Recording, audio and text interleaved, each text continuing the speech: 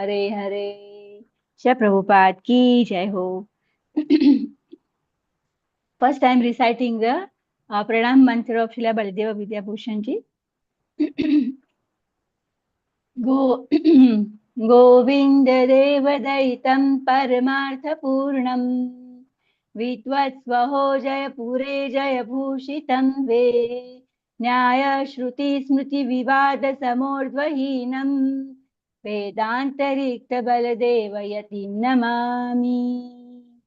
I offer my humble obeisances unto the great sage Srila Baladeva Vidyabhushan, being very dear to Lord Govindji and surcharged with the transcendental knowledge, he became decorated with victory in the assembly of learned scholars in Jaipur. What a wonder! Nobody was equal or superior to him in debates on the Shruti, Smruti, or Nyaya, for he possessed the treasure of fully knowing the conclusion of all Vedic scriptures. Hare Krishna. जय राधा माधवा कुंज बिहारी, जय राधा माधवा कुंज बिहारी, जय गोपीजन वल्लभ गिरिवरधारी, यशोदानंदन व्रज जन नंदन, यशोदानंदन व्रज जन रंजन, यमुना तीरा वनचारी, यमुना तीरा वनचारी, यमुना तीरा वनचारी, जय राधा माधव कुंज बिहारी, हरे कृष्णा कृष्णा कृष्णा हरे हरे, हरे राम राम राम हरे हरे, हरे कृष्णा कृष्णा कृष्णा हरे हरे, हरे राम राम राम हरे हरे, हरे कृष्णा कृष्णा कृष्णा हरे हरे, हरे राम राम राम हरे हरे। श्री प्रभुपाद की जय हो। Yes, today Purushottam Mass is going to start. I am doing the Chaurashtakam by Srila Bilva Mangala Thakur ji. Hare Krishna. व्रजे प्रसीतं नवनीतचौरं गोपाङ्गनानां चदुकुलचौरम् अनेकजन्मार्जितपापचौरं चौराग्रगण्यं पुरुषं नमामि। श्रीराधिकाया हृदयस्य चौरं नवाम्बुदं श्यामलकान्तिचौरं पदाश्रितानां च समस्तचौरं चौराग्रगण्यं पुरुषं नमामि। अकिञ्चनीकृत्य पदाश्रितं यः करोति भिक्षुं पथिगेहहीनम् केनाप्यहो भीषणचोरयित्रे दृष्टश्रुतो वा न जगत्त्रयेऽपि। यदीयनामापि हरत्यशेषं गिरिप्रसारा नपि पापराशिन् आश्चर्यरूपो ननु चोरयित्रे द्रष्टं श्रुतो वा न मया कदापि। धनं च मानं च तथेन्द्रियाणि प्राणश्च हत्वा मम सर्वमेव पलायसे कृतधृतोऽध्यचोरं त्वं भक्तिदाम्नासि मया निरुद्ध छिन्नंसि घोरं यमपाशबन्धं भिन्नसि भीमं भवपाशबन्धम् छिन्नसि सर्वस्य समस्तबन्धं नैवात्मनो भक्तकृतं तु बन्धम् मनमानसे तामसराशि घोरे कारागृहे दुःखमये निबद्ध लभस्य हेतुर्हरे चिराय स्वचौर्यदोषो चित्तमेव दण्डम् व्रजे प्रसीदं नवनीतचौरं गोपाङ्गनानां चतुकुलचौरम् अनेकजन्मार्जितपापचौरं चौराग्रगण्यं पुरुषं नमामि चौराग्रगण्यं पुरुषं नमामि कारागृहे वसि सदा हृदये मदीये मदभक्तिपाश दृढबन्धन निश्चल सन् त्वां कृष्ण हे प्रलयकोटि शतान्तरेऽपि सर्वस्य चौरहृदयानि मोचयामि सर्वस्य चौरहृदयान् नहीं मोचयामि। हरे कृष्णा कृष्ण कृष्ण हरे हरे हरे राम राम राम हरे हरे। श्रीला बिल्वा मंगल ठाकुर की जय हो। Now I am reading the meaning. I offer my respectful obeisances to the foremost of thieves, who is famous in Vraja as the butter thief, and he who steals the gopis' clothes, and who for those who take shelter of him, steal the sins which have occurred over many lifetimes. I offer my respectful obeisances to the foremost of the thieves, who steals Srimati Radharani's heart, who steals the dark luster of fresh rain cloud, and who steals all the sins and sufferings of those who take shelter of his feet. He turns his surrendered devotees into paupers and wandering homeless beggars. Alas, such a fearsome thief has never seen, been, or heard, or in all the three worlds. Mere utterance of his name purges one of a mountain of sins. Such an astonishingly wonderful thief I have never seen or heard of anywhere. O thief, having stolen my wealth, my honor, my senses, my life, and my everything, where can you run to? I have caught you with the rope of my devotion. You cut the terrible nose of Yamraj. You sever the dreadful nose of material existence, and you slash everyone's material bondage. But you are unable to cut the knot fastened by your own loving devotees.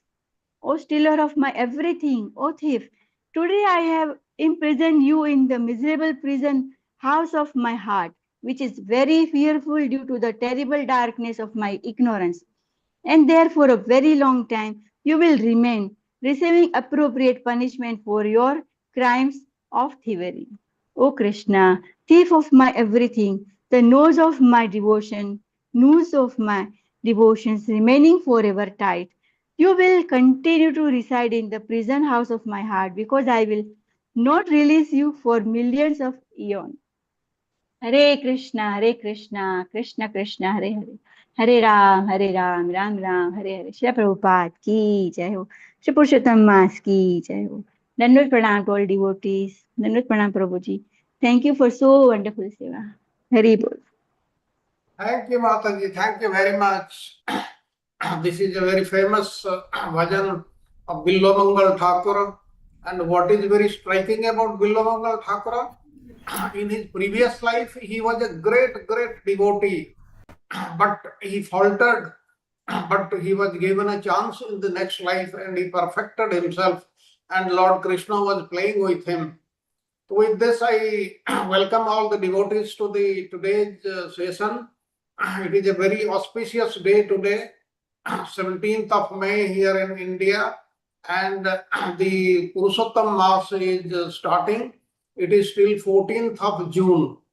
Now, like we show to the Lord the lamp in the evening, it should be done. Any devotional practice which is done in the month of Purushottama, it multiplies by thousands of times. So that is what is the glory of Purushottam Mass.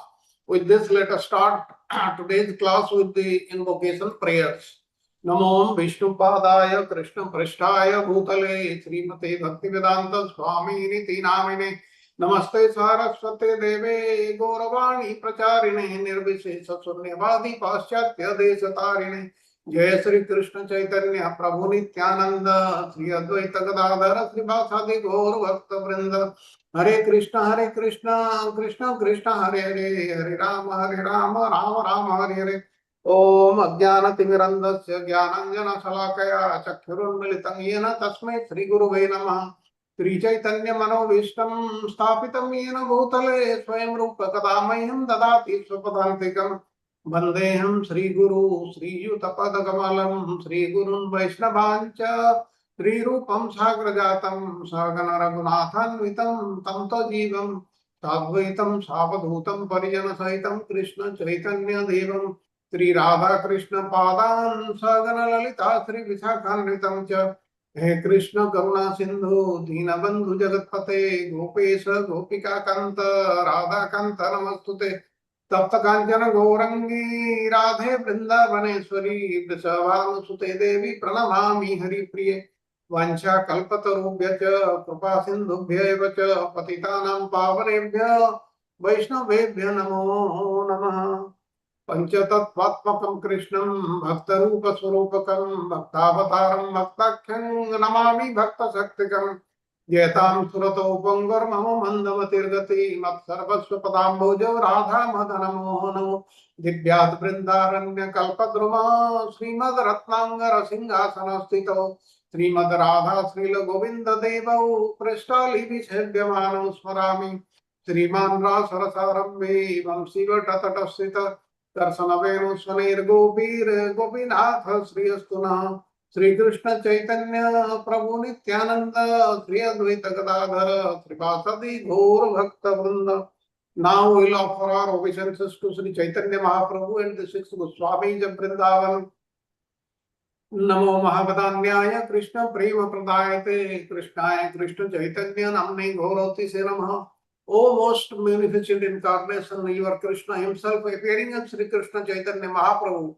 You have assumed the golden color of Srimati Radharani and you are widely distributing pure love of Krishna. We offer our respectful obeisances unto you. Krishna Bannam Tusa Krishnam Sangopangostrapasadam Yajnesham Kirtanam Praye Riyajanti Sumedasa. In the age of Kali, intelligent persons perform congregational chanting to worship the incarnation of Godhead, who constantly sings the names of Krishna. Although his complexion is not blackish, he is Krishna himself.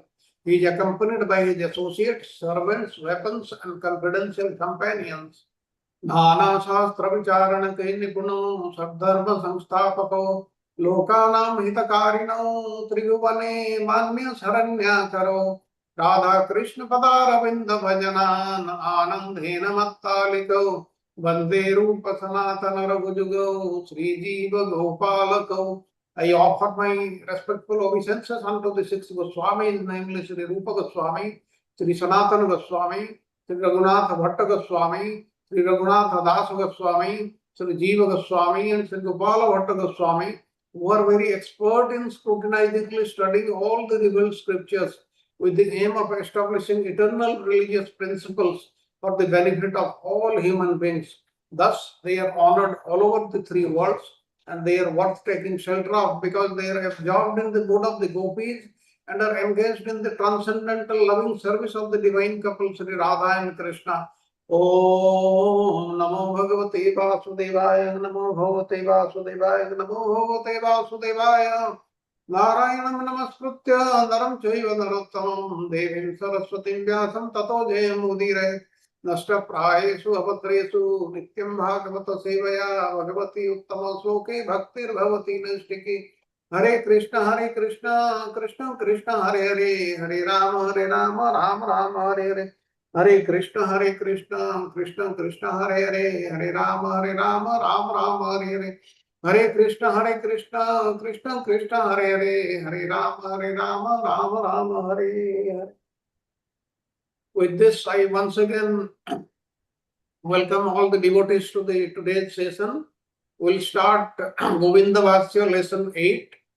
But before that, let us have the recap of lesson 7, which was covered last weekend, that is on Sunday. Hare Krishna. Thank you, Shar Prabhu, for the invocation prayers. Hare Krishna, Charu Bhai, Charu Prabhu.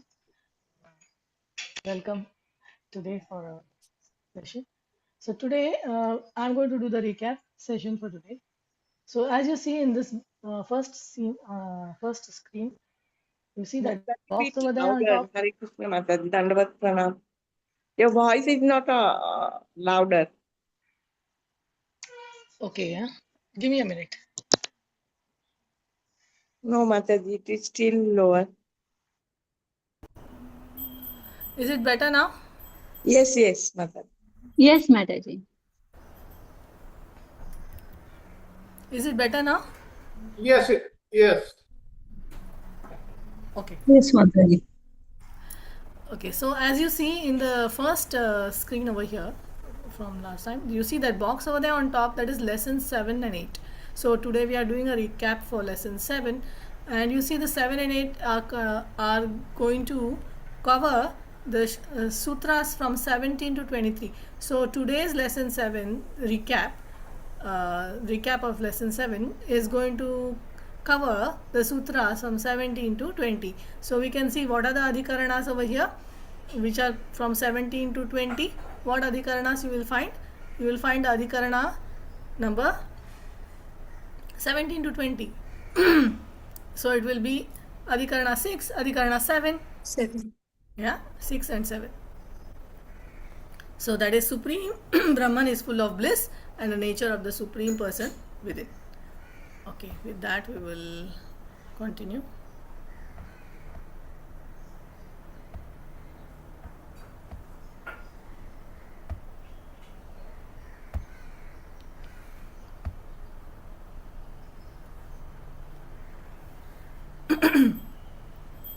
So in slide number 2, a very basic question. Explain the sutra Bheda Vyapadeshascha. So anybody can Hare explain Krishna. the sutra in... Hare Krishna. Yes. Yeah, the definition is straight away mentioned here, Mataji. Yes, So please. the personality of Brahman and the individual consciousness, Jivatman, are different. Different. Okay, Yes. Thank you, because Prabhu. the That's Vedic it. literature teaches, okay, this fact. This is very, very Yes. fundamental. Yeah. So how does the Jivatma's experience of bliss support this sutra? Jivatma is experiencing certain bliss, and how does that support this sutra? Because we relation with the Brahman, Relation, because yeah, our relation with the Brahman, we are the part of it. So because he is the Yes. Anandvaya But Apyasa. how does it prove that they are two different? That you want to that you should tell me. Okay, Mataji. Dandavat Pranam Mataji. So Brahman is the source of bliss. Yes. And Jivatma is just a very, very small, tiny particle. So the bliss that the Jivatma experiences is also very tiny. Yes. So something is being experienced by someone. So something and someone will be two different things, right? Like if I am experiencing something like sweetness of a rasgulla, let us say. So rasgulla is different and I am different, right? So exactly that is the situation over here. That Brahman is the source of the pleasure, And Jivatma is different, who's enjoying that pleasure, who is that it's an individual. So that individual Brahman is the source, and individual Jivatma is the enjoyer in this case. Okay, so therefore they are two different. So how do understand the liberation with the help of Achintya Bheda concept? Is it over here? Yes. How to understand the concept of liberation with the Again, help we of discussed this particular thing, Mataji, before also, multiple times. That is quantity, quality and yes. consciousness. Yeah, so we are the quality point of view, we are at that level. But like the quantity is a completely varies. We are like Anu, and Paramatma is Vibhu. Okay, but that I understood, quantity, quality, there's a difference. But how do you understand the doctrine of liberation? So unless and until we come near to the source, we will not get liberation, and we will be forever suffering in the with the miseries. So we have to get connected to the source of bliss. Yes. Having relationship with the God, we can Yes. avoid So this. that means liberation means you have to what? What is the concept of liberation? What do you mean by liberation? We have to develop a connection with Him Yes. So through devotional service. okay. So terms of becoming Brahman. So you are trying to become that. We are now talking about liberation, okay? So we are saying liberation means what? We have to give up this and become that. So if we are going to give up this and become that, that means how? By Achintya Bheda Tattva, we can understand that qualitatively we are giving up this and becoming that. This quality, material quality, we are giving up, and spiritual quality we are taking up. So giving up material quality, taking up spiritual quality is what is liberation. And here we are seeing that this is only possible only on the basis of quality and not quantity. Okay, is that clear? Yes, Mataji. Okay, thank you. We go to the next slide. So now there is another sutra over here. So the sutra is Bheda Vyapadeshascha. Bheda Vyapadeshascha. So what does it mean? How does this sutra defy? Now look here. The sutra we understood what it is. Now how you have to explain how this sutra is defying the atheistic theory that material nature is the original cause of cosmos. Okay, what is this sutra telling us? Distinction between material world and Brahman. Material and Paramatma, Brahman. Yeah. Okay. Yeah. We understood that. Bheda we understood. Okay. Now we want to know how this sutra, okay, there is one atheistic fellow, one Purva Pakshi is telling that material nature is the original cause of cosmos. But this sutra is defying that. So who can tell how it does it? So material nature, when it comes into existence, the first thing that is pradhana. So that comes into the picture. So this pradhana is being is from the creator. So it is opposing that. So prakriti comes from the purusha and not prakriti is not the source. Yeah. Yes. The And atheistic one more person cannot tell where this Prakriti came from actually. Okay. One more thing, one more important point. Prakriti Pradhana is cannot. unmanifested. One point I am looking for. Prakriti cannot exist Cannot survive. independently Yeah, of Brahman. independently. Yeah. Yes. Yeah. Okay. So Yeah, that's the sorry. most important point. By understanding this, that the Prakriti cannot exist independently of Brahman, we can understand that Pradhana Prakriti is not the source of the original source of the cosmos. Yeah, why it cannot exist independently? Why it cannot exist? Very good. Why it cannot exist without Brahman? Because Brahman in the cause, no, prime is the source. Material So energy if is the external. material energy is the external energy of the Lord, No. and Yes. Shaktiman and Shakti, they see that Yes. is there Belongs to only. Once he glanced, Shaktiman then only he Shakti started belongs to working. Shaktiman. Yes. Shaktiman is there, the only Shakti can Shakti exist. belongs to Shaktiman. Shakti cannot exist without Shaktiman.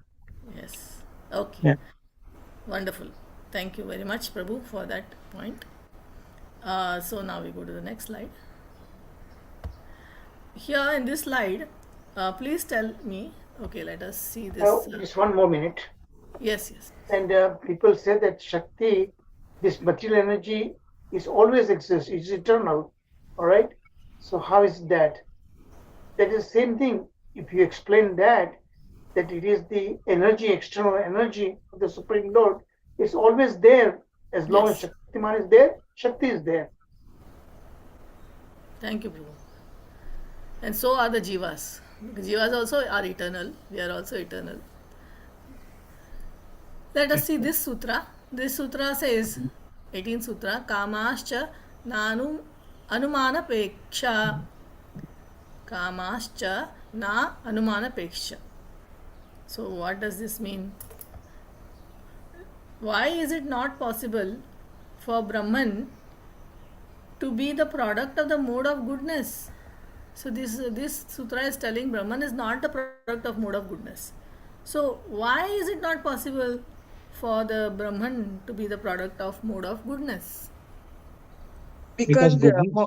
Hare Krishna Mataji, the No. mode of goodness is insentient and it doesn't have desire. But Brahman Insentient. has desire to create. Yes, yes. Everybody understood what is insentient?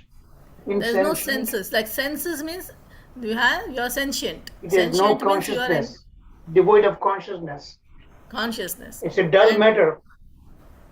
it doesn't matter. It's You don't have senses to to interact. There is no interaction. There is no senses to interact. So it is like insentient. That means dull. That means there nothing. No, like a dull matter, dull stone. There is no interaction. So here insentient and desireless means like dull, without any desire, like a stone. Whereas Anandamaya person, Krishna, is full of desires, is filled with desires, right? So you cannot call him like that. All right, understood. Then, okay, we cannot call him, he is the product of mode of goodness. But what are the limitations now for the material modes? The material modes have got limitations. What are the limitations?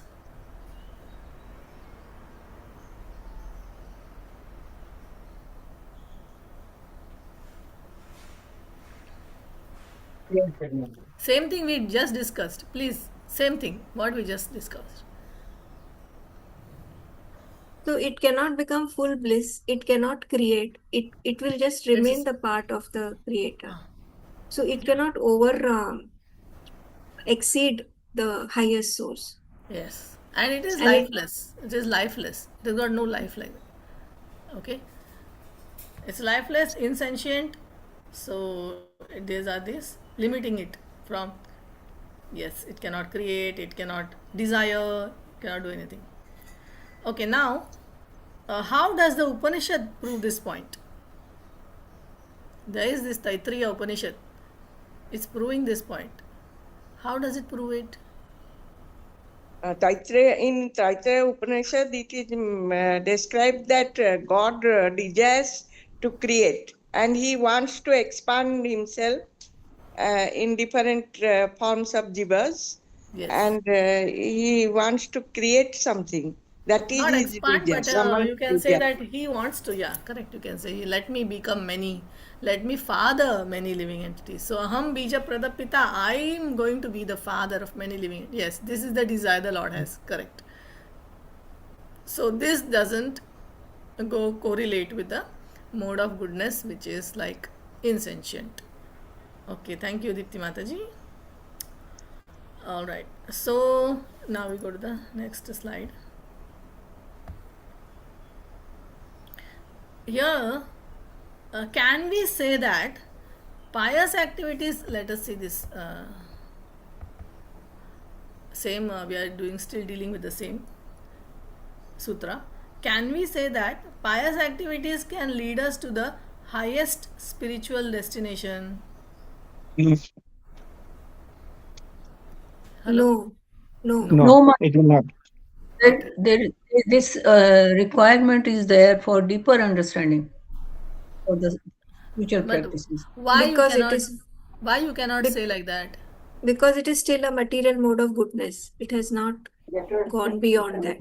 Correct. And because Very of good. that, you get some punya, and that has to be enjoyed again. Yeah. Yes. So it is still within the it reach material.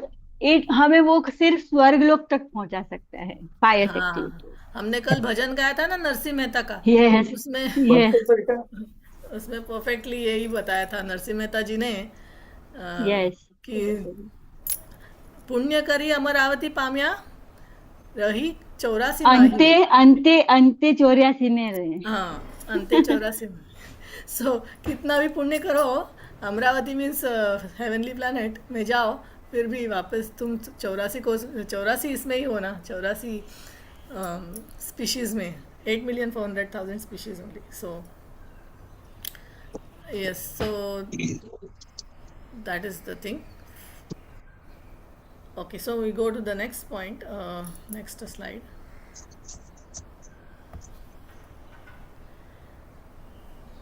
Here, what is the sutra here? We go to the next sutra. Asmin asya chatat yogam shasti. So, what is the meaning of this sutra, and what we are going to try to explain this sutra? Anybody wants to explain?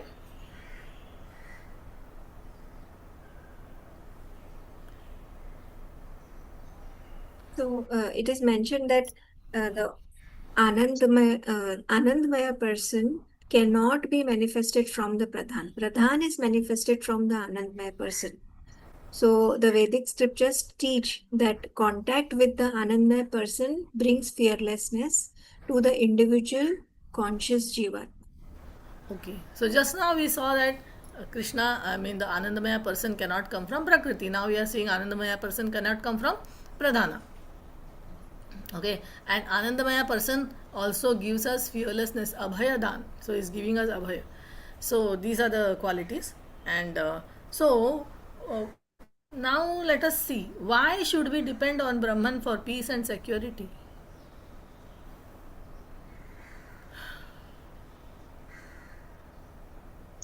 Because separation from Brahman leads to fear and confusion, so Very we good. must depend on him for security and peace. Very good, very good. So And, the very origin of fear is because of our separation from Lord. So we are separated as soon as we get separated from Lord, the fear manifests, and therefore we take shelter of the Lord. So here we have almost like repeated points. So we will go to the next sutra. Next sutra is Sutra Antastat Dharmopadeshat. So, Antastat Dharmopadeshat, anyone wants to explain this sutra?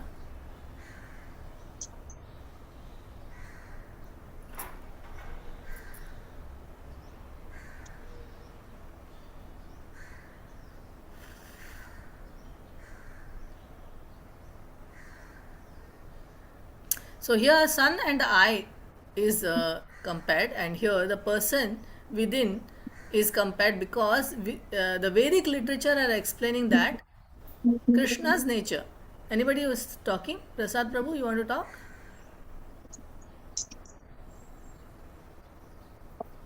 Krishna's nature according to this particular theme, Mataji. Yeah. Yeah, I just want to explain this. How the Okay. identity of a person. Anyone wants to tell, explain? The nature is going to be the very similar, Mataji. Once you become pure. Yeah. So, So the qualities of Brahman. Yeah. yes. So, The what is knowledge. the sutra saying? That the person within the sun and the I is the personality of Brahman. The person within the sun and the I is the personality of the Brahman, not Not an individual individual. conscious. Yeah, not individual conscious. living entity. Yeah. Means what? This is actually distinction is crucial understanding of nature of divinity and contrast to the individual souls. Okay. Uh, Anything you understood from this? Distinction is crucial for understanding the nature of divinity in contrast to the individual souls. See, the nature of the divinity, okay, uh, and the individual souls, okay, are different. Okay. Different. The nature of the individual soul and nature of the Lord is different. Okay. So we are talking about the person in the sun personality. We are comparing the Lord to the sun god in the sun planet. Okay. So how the sun god and the sun planet and a particle of sun ray is a total. We can say the sun is coming into my room, right? But actually, the sun Yeah. god is not coming to your room. Only the small particle is coming into your room. Yes. Yes. Yes. So, but what is the difference? There's a huge difference between that sun ray which is coming to your room and the sun god which is in the sun planet. So, You cannot imagine the kind of energy the sun has. Okay, yeah, with our eyes or with any of the senses. yeah, So that is enormous energy, and the sun rays which is coming is a very very very very fraction. Okay. yes. So, what Yeah. is touching us is the rays of the sun, and Yeah. the sun himself is actually far, far away. Far, But far away. But still, we say that sun came inside the room. yes. Okay, so So both are distinct. Okay, both both are are distinct. Yeah.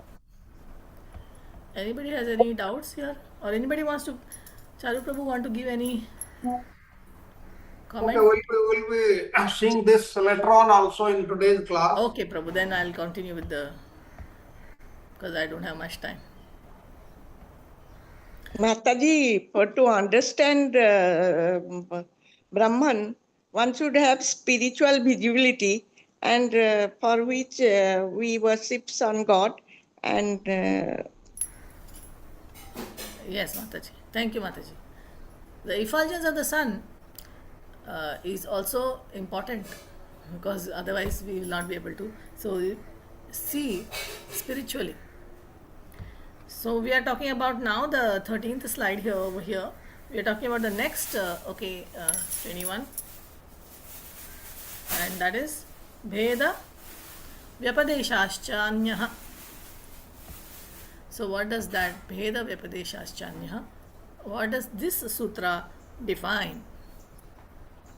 This sutra defines that the Vedic literature is teaching us that the all-powerful personality of Brahman is different from the conscious individual living entity. Yeah. After all, it's the same Adhikarana. So it is telling us the same thing from the beginning to the last. It is telling us what? That the Lord is different from living entity in terms of quantity. Okay. So that is the meaning. So it's asserting that the person within the sun and I is not same thing, right? From the previous slide. Yeah. It's The the same. golden person is not the tiny ray of that sun. Yeah. So everyone got this? So we will come to, sorry, the next slide. Okay, in this slide, we see there is a connection between the divine consciousness and the mind. There's a divine consciousness and there's the mind. So, what is that? What is this connection? So if there is clarity of mind, one can experience divine connection. Okay. So the mind plays a very important role in connecting us to the divine. Yes. So how? So it has to be trained and And the goal should be clear. Engage the mind in service or devotional towards devotional service. Yeah. Engage the mind in devotional service. Yeah. Like a japa, Yeah. hardi, and multiple things. Listening, Shavana, So which we all active do. role, the mind must play active role, and it is playing also an active role by doing devotional service And when we engage the mind in devotional service, the realization of the divine is possible. So, where is this referred? These references come from Lord Shiva's prayers to Lord Aniruddha. So, Mataji, also Bhagavad Even Gita, 6th Aniruddha is chapter. No? a expansion of president, deity of the mind, Prabhu, Right. Mataji. yes, and the Aniruddha. sun god is an expansion of Lord Aniruddha. Yes. Okay, so like that, the Also, link is like that. And even the Chandrama is a deity of the mind. Yeah, Chandrama also. And sun god here also is expansion of Aniruddha, is linking the physical sun which we see in the sky, to the spiritual reality of Brahman. So Brahman is there, spiritual reality of Brahman, and how is it linked? Through Lord Aniruddha. Okay. So and then, also Mataji, like Bhagavad Gita yes, chapter 6, Lord Krishna says mind can be enemy and friend. So relates to this. yes, man can be enemy and friend. Yes. So also, what does sun do? It even, sun can even withdraw the impurities in this material world if there is some. Even Srila Prabhupada says about it can even soak up the urine and stool, but sun god never becomes contaminated. So he's a purifier, you can say. He's a purifier. He can purify. So that is like that, and he purifies the mind also, and he purifies our mind can become clear by meditating on Aniruddha or on the Supreme Lord. So that is very essential for our spiritual elevation. Okay. Cheto Darpan Marjanam. Chetodarpana Marjanam, yes. But when we meditate on the Lord, Aniruddha especially here given, then what happens? Our mind becomes clear and pure. Okay, so this is the last question. This is like a summary. So, what is the common factor? There is a common thread of all the 5 sutras. Today we learned 5 sutras. Yes, that day we learned 5 sutras. Today we recapped the 5 sutras. So, what is the common factor? There's one common theme. Achintya Bheda means the Jiva is part of the Brahman, but yet different. Like there is same in quality, difference in quantity. Correct. So that's what we learned, that there are 2 different individuals. One is the supreme individual, one is the part and parcel individual. They are totally 2 different individuals. But quality wise, they are the same. Right. So what is the common denominator here? Identity. Yes, please. Anybody? Yeah. Yes, Mataji, you were right. So understanding this difference is important, and for that, the Shastra gives us the chakshu, the knowledge that there is this difference, and how to get rid or get liberation from the material contamination. Yes. So here. Mataji, I'll be covering this. This is in part of today's also. So we stop here then. Thank you very much, everybody, for nicely participating. Thank you for the chance given to me. Hare Krishna. Very well done, Mataji. Thank you, Charu Prabhu. Hare Krishna. Thank you very much. Now, having learned the sutras 17 to 21, we'll revisit them. Now, we'll see the certain more things, and thereafter we'll see in detail the sutras 22 and 23. That is how today's class will be there. Now, as Mataji was saying, the common denominator in these 5 sutras 17 to 21, the central themes across 17 to 21 focus on the identity of the Supreme Personality of Godhead, particularly in relation to the golden person within the sun. Who is the golden person within the sun? It is the Supreme Personality of Godhead, and the distinction from individual conscious entities. and he is distinct from the Jivas. He is distinct from the individual souls. And common denominator is the exploration of the transcendental nature of Brahman, supported by Vedic authority. It is given repeatedly in the Shastras. The symbolism of the golden person within the sun serves as a powerful metaphor for inner illumination in modern spirituality, highlighting the soul's potential for enlightenment and self-realization. We'll see all this in slightly greater detail subsequently when we visit all these sutras once again. And this ancient imagery invites us to reflect on the light of divine wisdom that guides us through the complexities of contemporary life, encouraging personal growth and a deeper understanding of our place within the cosmos. Why it is done? For us to understand what is given in the Shastras, and we should know what is the place of the Jiva in the complete cosmos which is created by the Supreme Lord.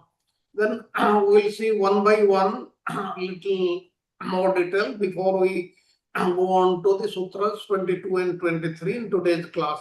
Now sutra 17, what did you saw? What is the sutra? It is Veda Vyapadesasa.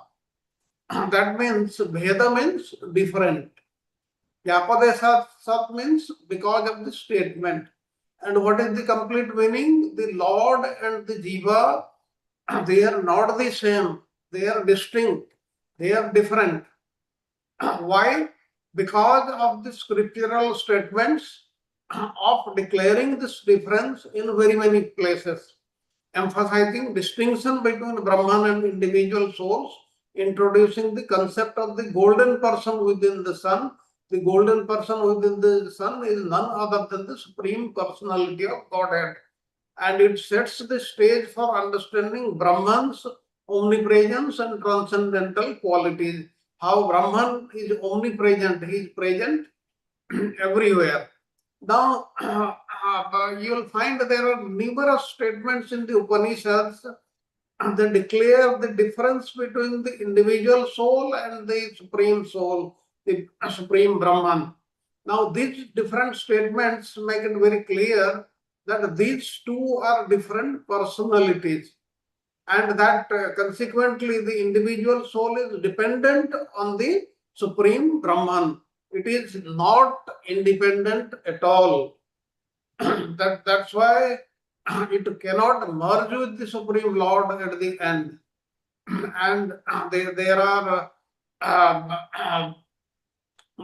explanations in various Upanishads, like in Taittiriya Upanishad we have seen, when one understands the Supreme Personality of Godhead, who is the reservoir of pleasure, who is Lord Krishna, none other than him, he actually becomes transcendentally blissful. This we saw in lesson 6 also. Now, this clearly shows the difference between the liberated individual conscious living entity and the personality of Brahman, whom the Vedic mantras describe as Anandamaya, and who is the transcendental nectar attained by the individual conscious souls or the living entities by following the Vedic system of self-realization. Now we go on to Sutra 18. Sutra 18 is what we saw? Kamancha Nanumanapeksha. Now here discuss the limitations of material perception. Okay, what is the basic meaning? What we learned? The Anandamaya person cannot be a product of the material mode of goodness, because the mode of goodness is insentient. Insentient means what? Which lacks ability to feel, perceive and understand. Now, and insentient and desireless, whereas Anandamaya person is filled with desires. That also we saw today also in the previous class also. And in this way, the Shruti Shastra explains that the universe was created by the desire of the Anandamaya person. And because the Anandamaya person is filled with desires, it is not possible for the Pradhana mode of material goodness, because that is lifeless, insentient, and desireless. That cannot be the Anandamaya person. Now, what is given in the slide discusses the 18th sutra discusses the limitations of material perception and the need for transcendental insight to recognize the divine within the material world. The material perception is totally limited. With this, we cannot understand the transcendental things which are given in the Shastra. To transcend these sensory limitations, the concept of Shastra Chakshu, or seeing through the eyes of the scripture, can be introduced. Shastra Chakshu provides a framework for perceiving the world beyond what is visible to the senses, guided by Vedic wisdom to attain a deeper understanding of reality and spirituality. That's why we should depend on the Shastra only, and we should believe what is given in the Shastra is true, and our intelligence always cannot follow that, cannot understand that. That's why we should study the commentary of the Acharyas. And this theme connects with the overreaching discourse of the nature of reality. Okay, with this, we were also referring to Pradhana. Now, Pradhana is coming again and again. Let me have a last word on Pradhana. We discussed the other day also about Pradhana. What is Pradhana? Pradhana is the subtle, undifferentiated sum total of all material elements which go into Mahavishnu after the dissolution of the complete universe. And at that stage, although the elements are undifferentiated, the potential to manifest the total material elements is contained in the Pradhana.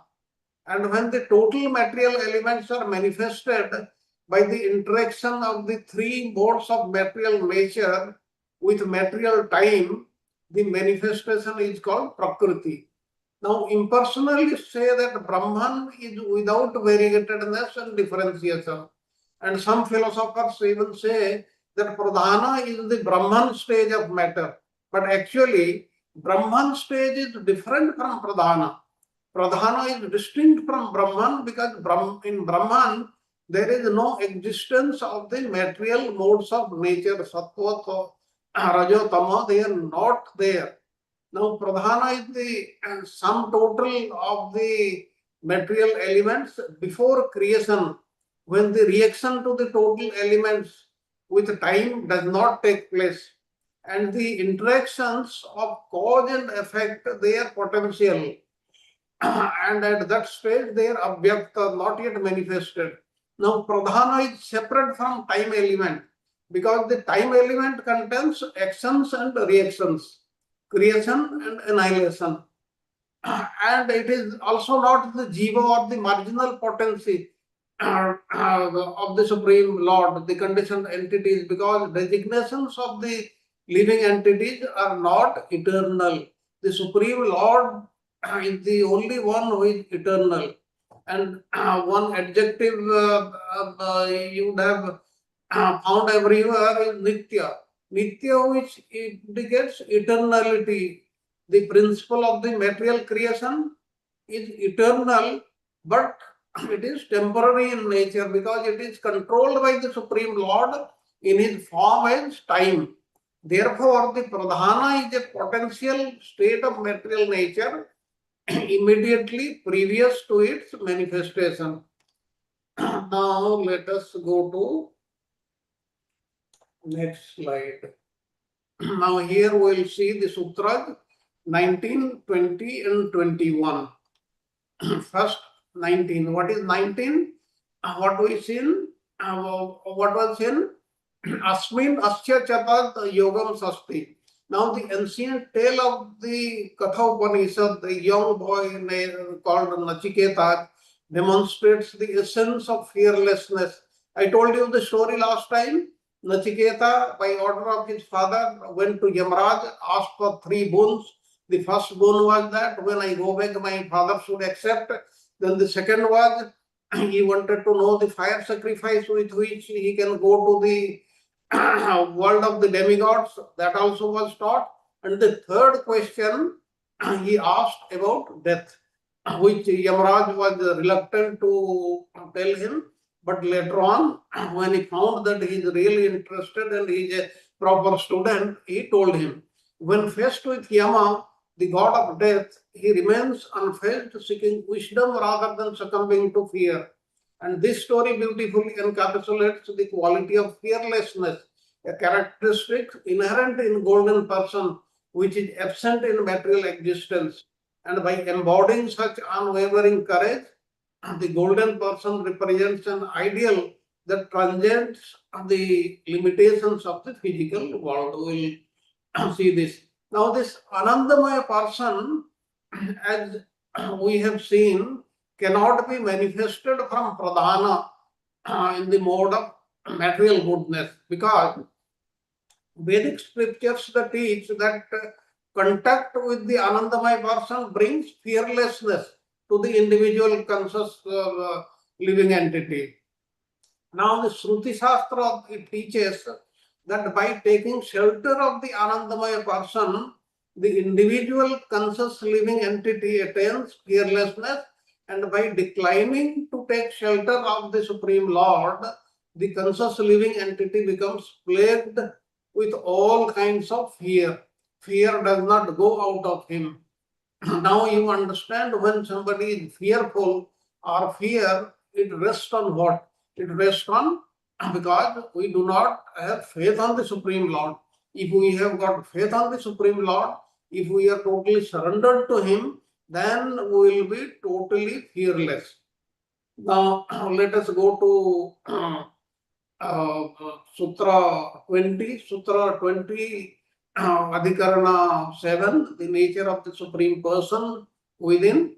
Now identifies the golden person as the personality of Brahman, contrasting with him individual conscious entities, establishes a clear distinction supported in the Vedic text. It says that the person within the sun and the I is the personality of Brahman, because the Vedic scriptures, they say that the Vedic literatures explain his nature, which fits the description of Brahman only and not of the individual jiva. Now we'll talk about the sun. We spoke also. Let us try to understand this statement. Now, within the sun globe, there is a golden person who is seen by the yogis. Now, he has golden hair, golden beard, a body complexion totally golden, starting from his fingernails. His eyes are reddish, like the lotus petals. Because he rises above all sin and material activity, he is called Ud, or the rising one. The Rig Veda and Samaveda, they sing his glories. And from him, the highest spiritual planets, where even the demigods desire to go, have become manifest. And he is the controller of the demigods and the human beings. And he fulfills all the desires, their desires, and grants the results of their activities. And this is the golden person present among the demigods. And one who understands him also becomes situated above all sin. He becomes sinless.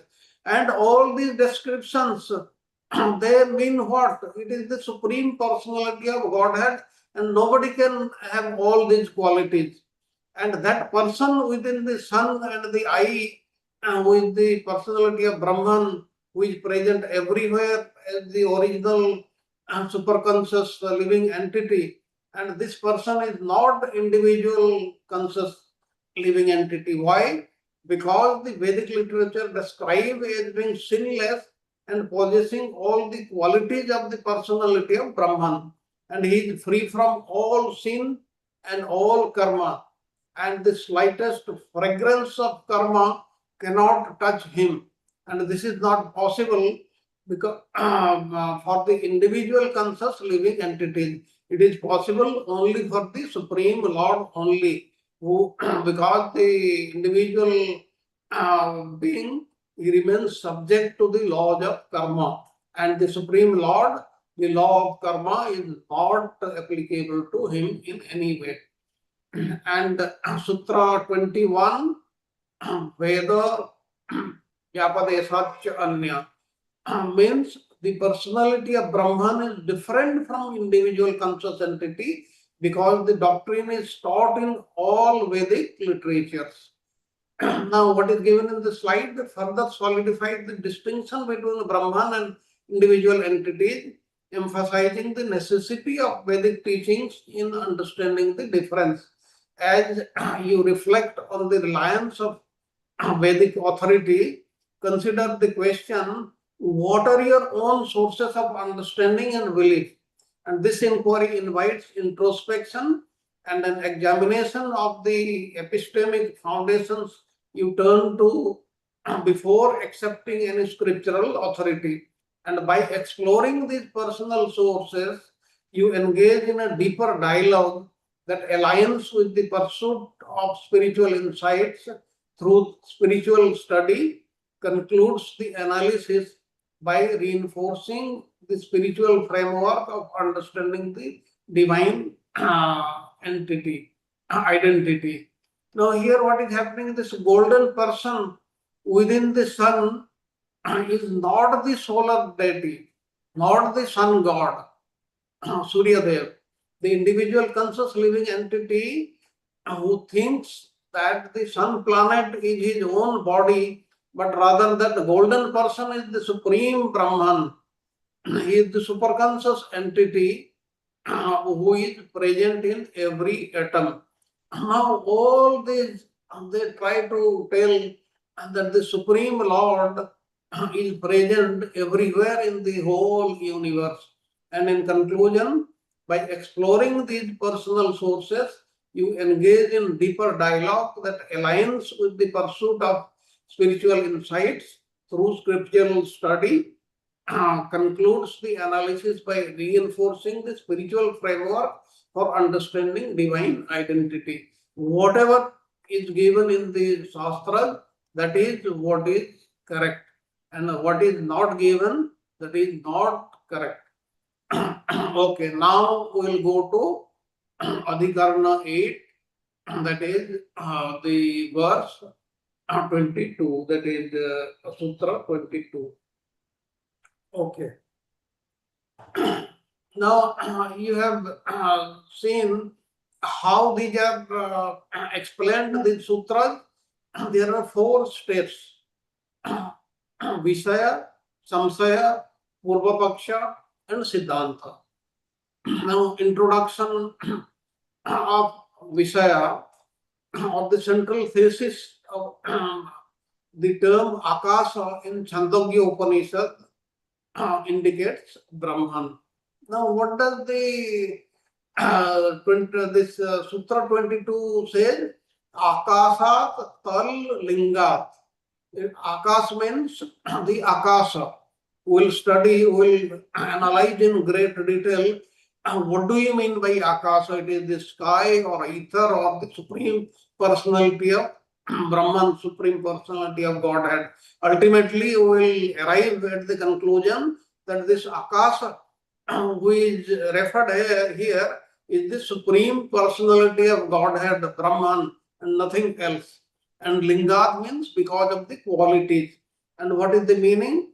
The word Akasa in the Vedic literature refers to the supreme Brahman. For the description of Akasa fits the description of the qualities of Brahman. We'll see this in greater detail. Then exploration and dissection of the opposing argument, samsaya, arisal of doubt.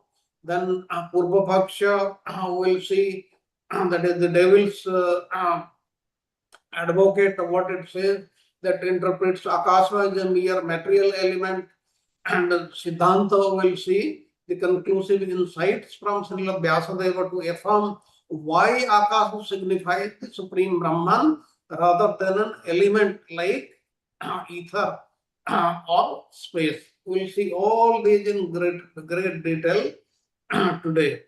Now the word Akasa here refers to Brahman and not to material element, ether or sky. That's what we are saying. But why? Because the Akasa described here has all the characteristics of Brahman. The Akasa described here is the source from which the material elements emanate, and all the material elements, they emanate from the Supreme Lord and nobody else. And the Supreme Lord is the maintainer who sustains them, and the ultimate refuge into which they enter at the time of cosmic dissolution. And this is the perfect description of Brahman, which is not applicable to anybody else. That's why the sutra Akasat, Akasas Tallingat, Akas, that is the Supreme Personality of Godhead. Now, let us go back to what Lord Kapila also said in the Srimad Bhagavatam. In Sankhya philosophy, which is taught by Devahuti Putra Kapila, as you know, he is an incarnation of the Supreme Personality of Godhead.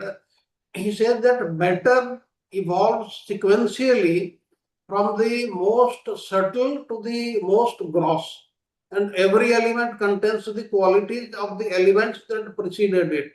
Now, the Supreme Source is the process is initiated by the glance of Mahavishnu, who impregnates material nature, that is Prakriti, with the conditioned living entities. And what is the subtle origin? Subtle origin, the first evolutes are the principles of false ego, ankara, then intelligence, mind, and all that we have seen. And the 5 subtle elements from the false ego which emerge, they are the Shabda, Sparsha, Rupa, Rasa, and Gandha, that is sound, touch, form, taste, smell. And how they manifest? The other day I told you what happens during dissolution. Let me tell you what happens during evolution also, when it starts. Now the gross elements directly descend from the subtle counterparts. These subtle elements which cannot be felt, which cannot be seen, but see what is the Lord's creation, all these gross elements, so they come from that. As each new element is created, it takes on the qualities of the preceding elements. Like we have already studied, ether or the sky, akasa, evolves directly from the sound, and the quality with it is sound only. Then the air evolves from touch, mixed with ether. The qualities are sound and touch. And fire comes from form, mixed with air. The qualities are sound, touch, and form.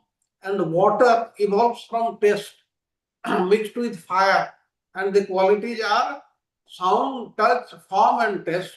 And earth, the grossest element, it comes at the end. It evolves from smell, mixed with water. And the qualities are sound, touch, form, taste, smell. Now, these elements not only form the planetary systems and the universe itself, but also construct the individual human being. Now, what is the spiritual purpose for this? The purpose of material creation, moving from the subtle consciousness to gross manifestation, is to allow conditioned souls to experience the material world. And by engaging the subtle mind and intelligence in the service of Krishna, such as chanting the Lord's name, uttering the Hare Krishna Mahamantra, the soul purifies its false ego and ultimately transcends the gross elements and returns to the spiritual world. Now, here, what we talked about Akasa, originally Akasa is a word for ether or space, but this sutra establishes a higher definition of this. First of all, what is ether? According to the Vedas, there are 5 material elements: earth, water, air, fire, and ether. Now, the ether mentioned in the Vedas is not connected with the ether which is understood as just vacuum or like space. Now, the Vedic conception of ether it is a subtle element that serves as a fabric for all material manifestations through the interaction of the mind, intelligence, and false ego. And the subtle elements, that is the mind, intelligence, and false ego, as well as our desires, ideas, and all these things, they are created from ether. And from further interaction of these subtle elements with the ether, gross elements, that is the earth, water, air, fire, as well as all physical manifestations, they are created. And apart from ether, the word akasha is sometimes translated as sky or space, since there is not no single word, equivalent word in English. Now, let us understand the Vishaya first thesis. Now, Akasha mentioned in Chandogya Upanishad 1.9 refers to Brahman. Now, be very sure that we are referring to the Brahman, the Supreme Lord only, and Akasha does not mean anything. In this verse, not everywhere.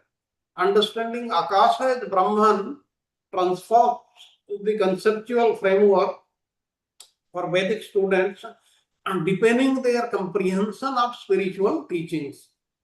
It signifies that the essence of the universe is imbued with divine consciousness, and aligning with this understanding can lead to significant shifts in ritualistic practices and metaphysical dialogues. And by recognizing Akasha as Brahman, students are invited to perceive ritual not merely as external action, but as a means of connecting with the profound, omnipresent spirit that underlies all existence. Now, let us understand this a little deeper. Now, one could argue that the word Akasha mentioned in the passage refers to ordinary element ether.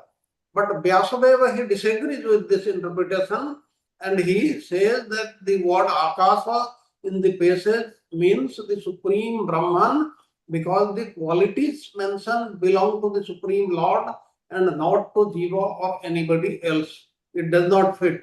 And if we take up the word Akasha as ether, we'll end up with some philosophy like Buddhism, who believe that everything comes from space and merges back into space, that is Sunyavada. And therefore, the ultimate goal is to just annihilate our existence, merging back into the void.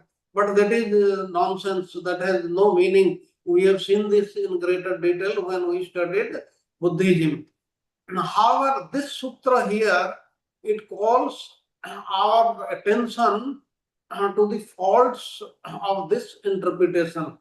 The Akasha mentioned in this and other passages of the Vedas is not the material element ether, but the Supreme Brahman. In this way, Brahman is the origin of the material world and also the spiritual world, and all beings comes from Brahman and the return to Brahman. And Brahman is greater than all, and he is the supreme destination of everybody. This is in very brief. And how can we be sure that Akasha refers to Supreme Brahman and not to the ordinary element ether?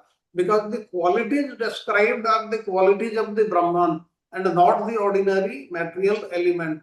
Ether is not a conscious being that can create and give rest to different living beings.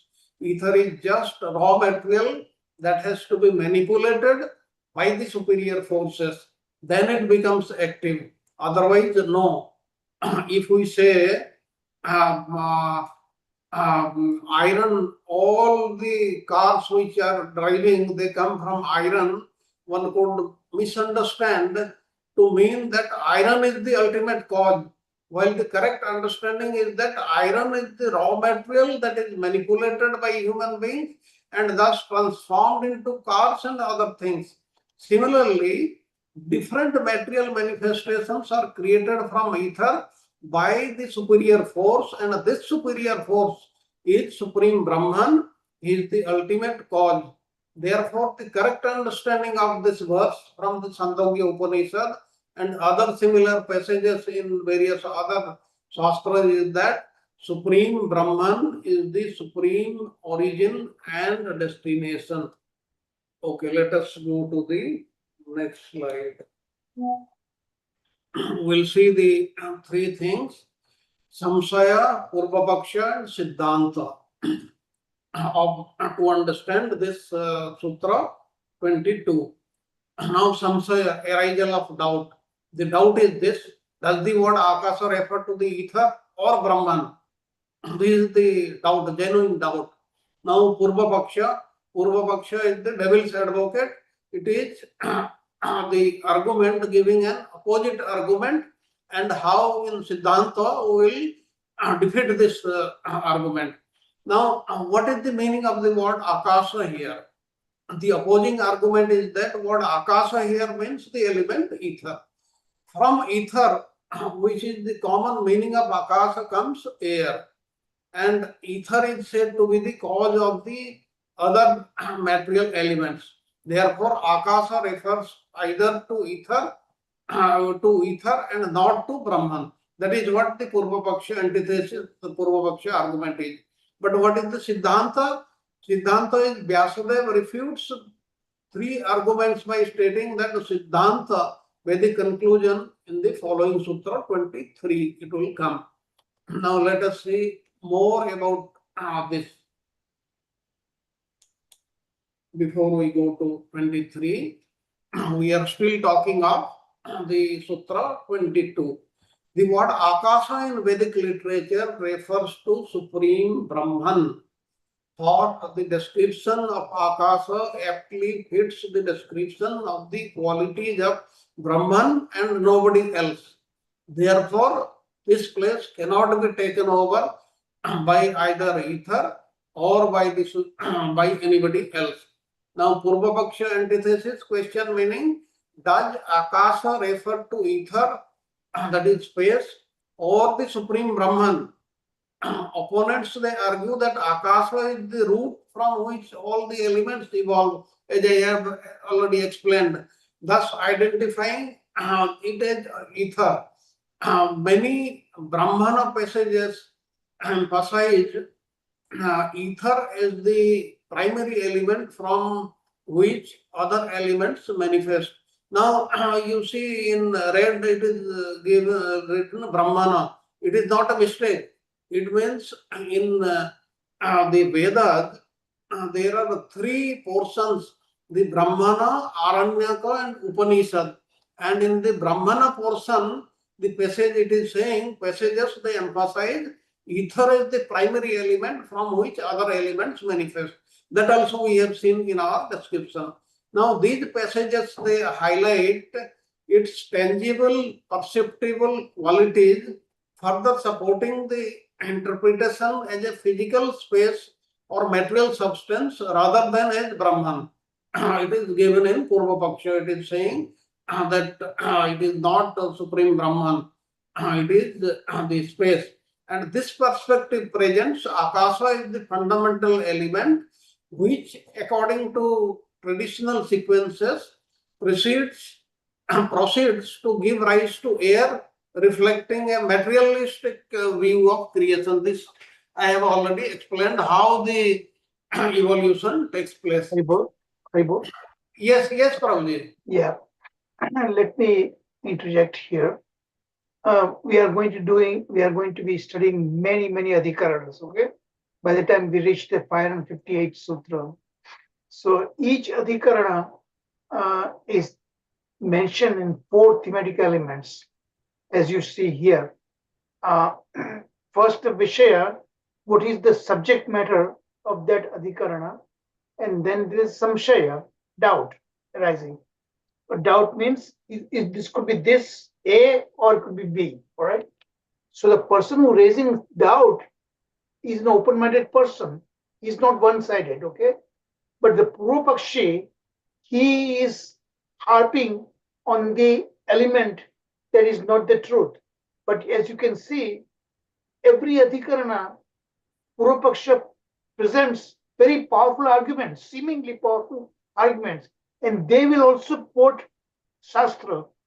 But then the Siddhanta, the Vedic conclusion given by Sri Vyasadeva, he will correct that Purvapaksha argument in a very powerful way. Okay? So you watch out. You are going to see these four thematic elements in all the way towards the very end. Haribol, go ahead. Thank you, Prabhuji. Thank you for explaining. Now you have understood what are all these steps, the 4 steps, how these sutras they have to be understood in these 4 steps. Now let us see what Baladev Vidyabhusana he says in Govinda Bhasya. As if you remember, Govinda Bhasya has been written by whom? It is actually written by Govinda Dev only. It is just penned down by Baladev Vidyabhusana. Now, what is given there? The characteristics of Akasa, it is the source. Akasa is the source of all creations. It is the sustainer of the all creations and refuge of all beings. And these qualities, these 3 qualities, they cannot be of anybody else other than the Supreme Brahman, the Supreme Personality of Godhead. This is basically the what is the characteristics of Brahman. And what about the material elements? While ether is part of the material elements, it is not the primal cause. Thus, it cannot be the true meaning of Akasa. It is not the prime cause. It is some other cause only.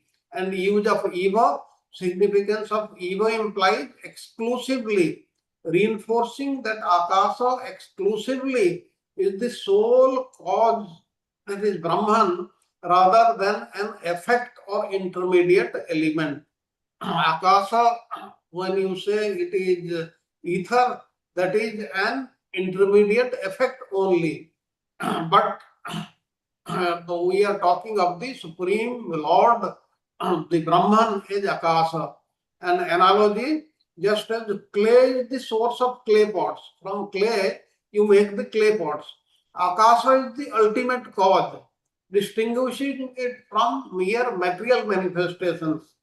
And final assertion, what Vyasadeva says, the text emphasizes that Akasa refers solely to Brahman, as it embodies the characteristics of the ultimate cause rather than merely being a material element.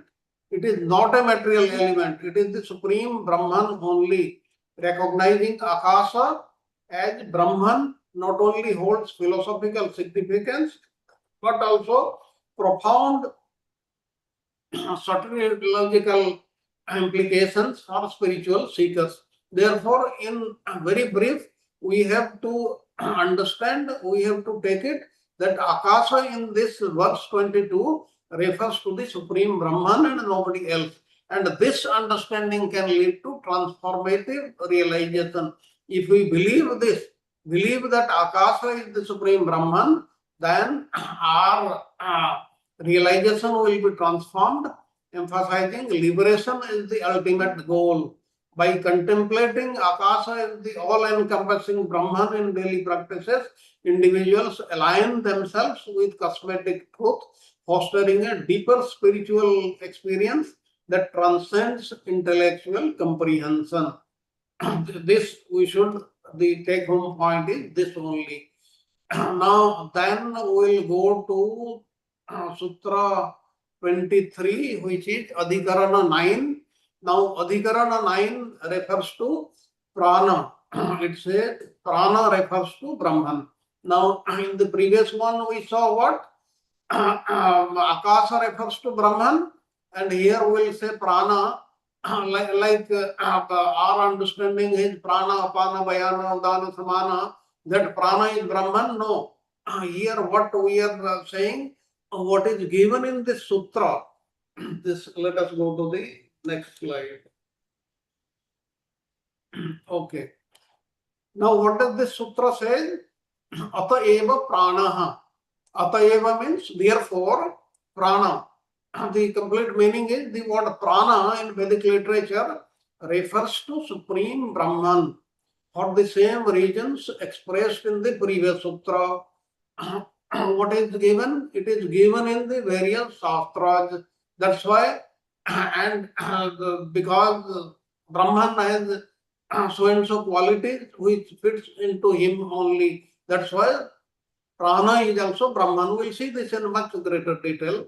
Now, prana in this passage, which is taken from passage from Chandogya Upanishad, refers to the personality of Brahman and not to transformations of air. Why? Because this text describes prana as the original cause from which all creatures and material elements have emanated and into which they enter at the end.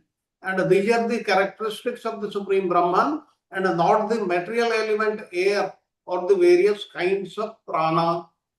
Now, in this slide, to establish foundational understanding for the discussion that follows, it is important to define some key concepts. The Vedic philosophy, prana is often translated as breath or subtle airs, which is in our body.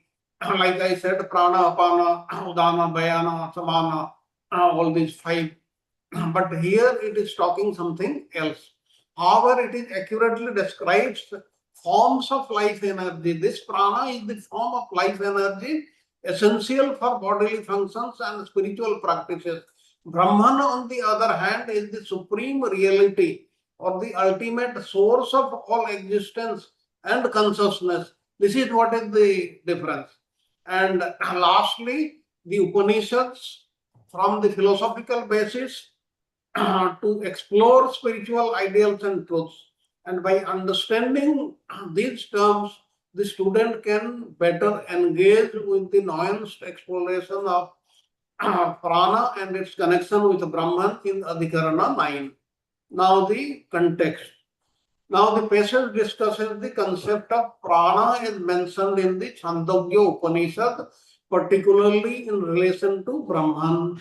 It begins with the narrative about Usasti Chakrayana. Now, here, this Ushasti is a person actually, a Brahmana, a very poor Brahmana. The story is given by Chaitanya Charana Dasa. If you go there, he'll give a detailed story about it. In very brief, I'll also tell this story. Usasti actually name of this person, that Rishi, and Chakrayana is the name of his father. I'll not go into details, but in very short, I'll tell you the story so that it is understood. And his experiences leading to the philosophical inquiry regarding the nature of prana. Now, what is the definition of prana? Prana is often translated as breath or subtle airs.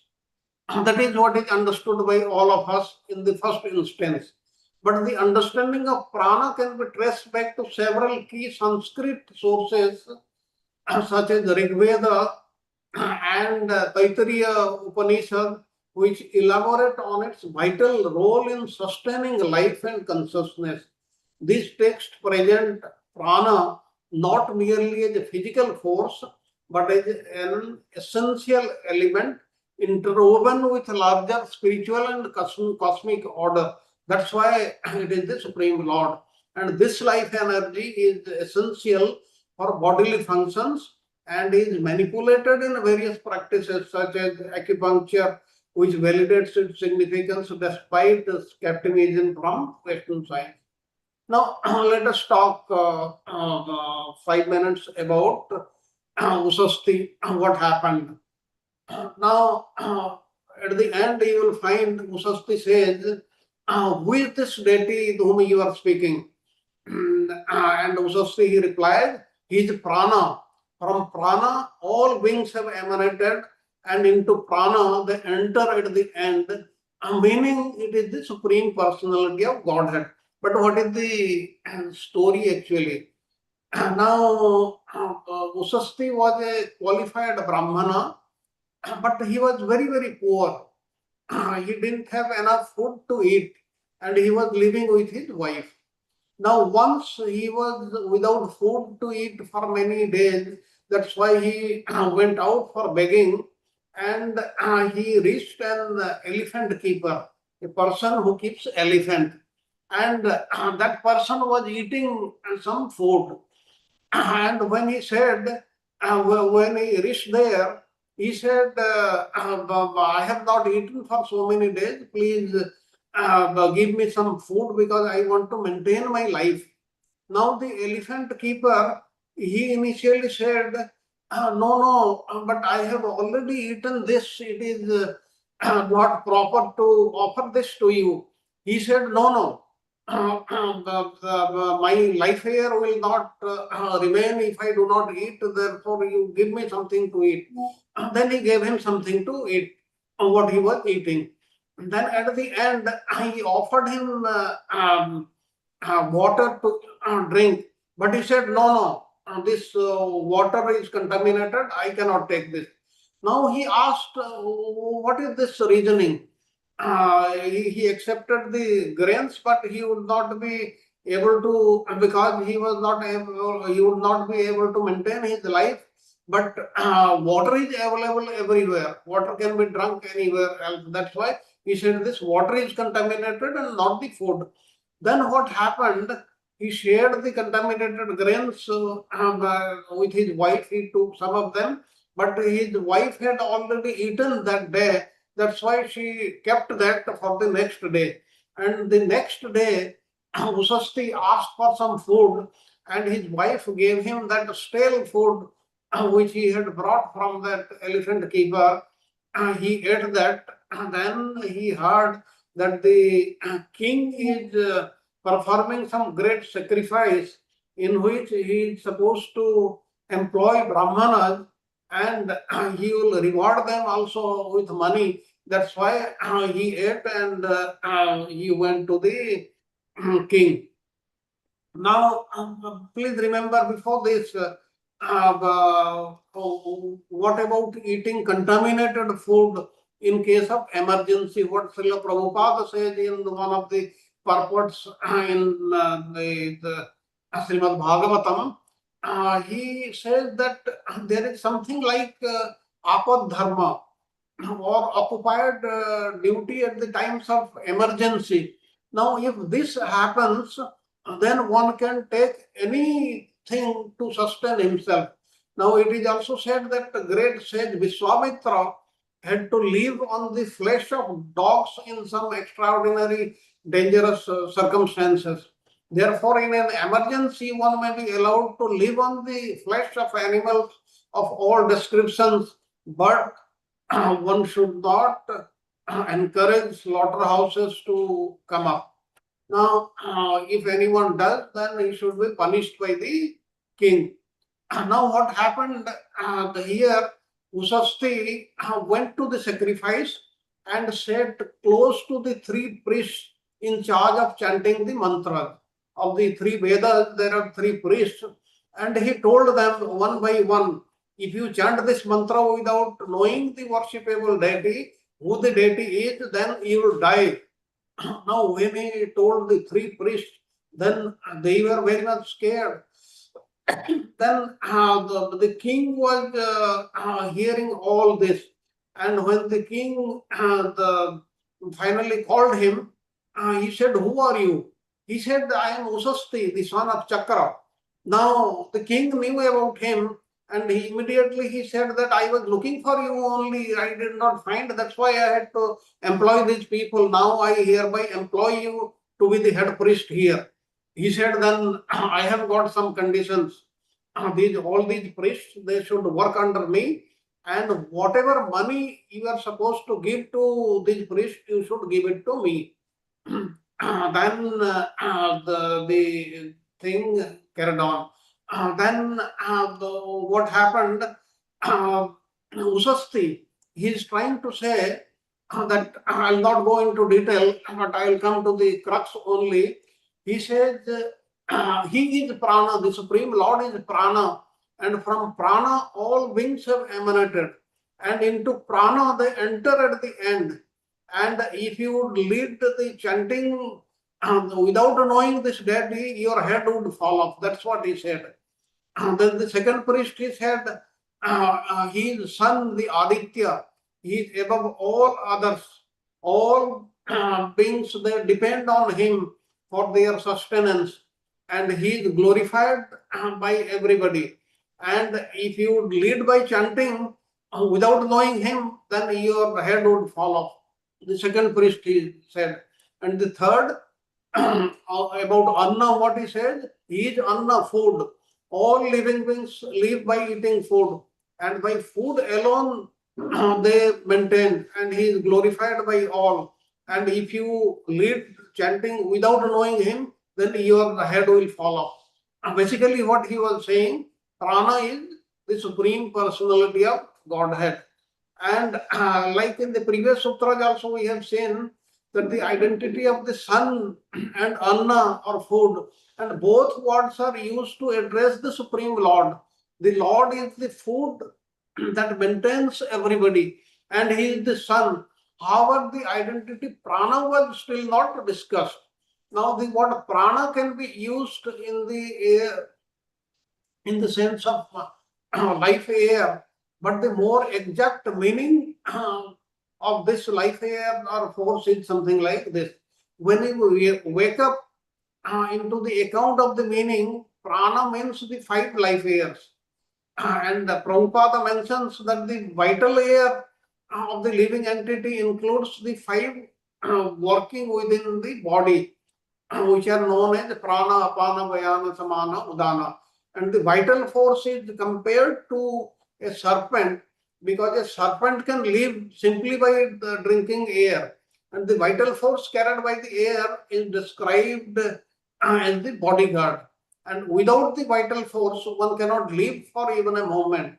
Rather, all the senses are working under the protection of the vital force. Now, not all these 5 kinds of vital air are responsible for maintaining the body, but they also serve as a sitting place for the soul inside the heart. Now, when the soul leaves the body, the vital air also leaves, and this is the end of life for the body. And after prana leaves, the body becomes just a corpse and starts decomposing. One would argue that prana is the supreme origin, but that is not the case. Just like in the previous sutra, the prana mentioned here means ultimately the supreme Brahman. And due to the working of the material energy, prana maintains the life of all living beings. Just as like ether, prana is just an instrument and not the cause. This has to be understood very, very clearly. Then another possible argument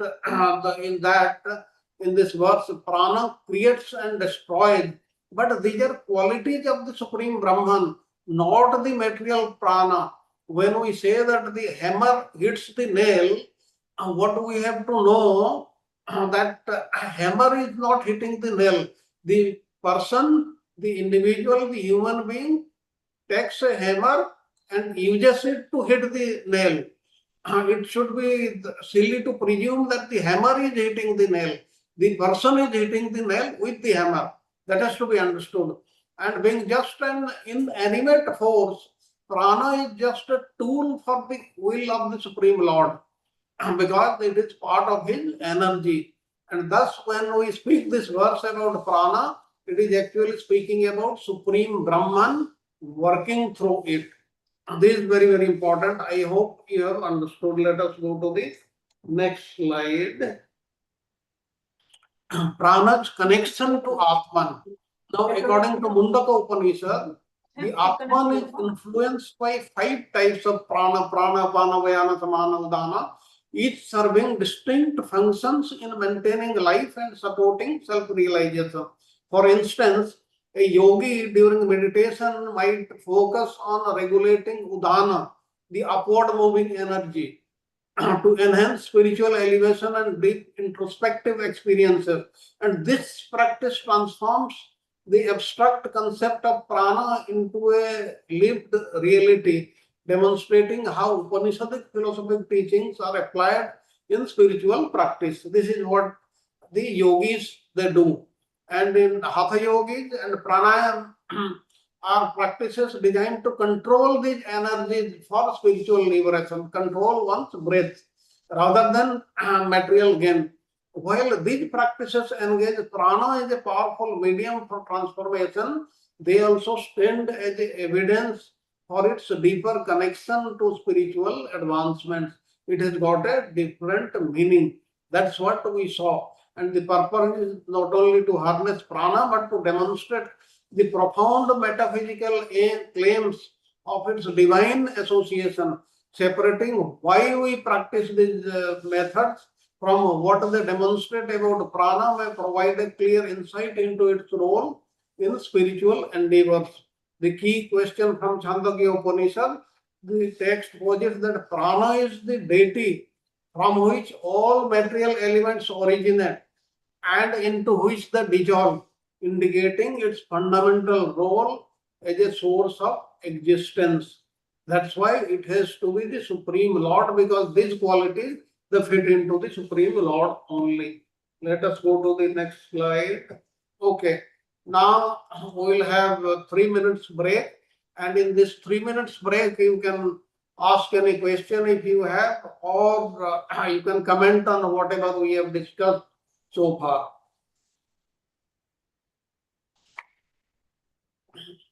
I hope you are understanding at least 50-60% of what is being given.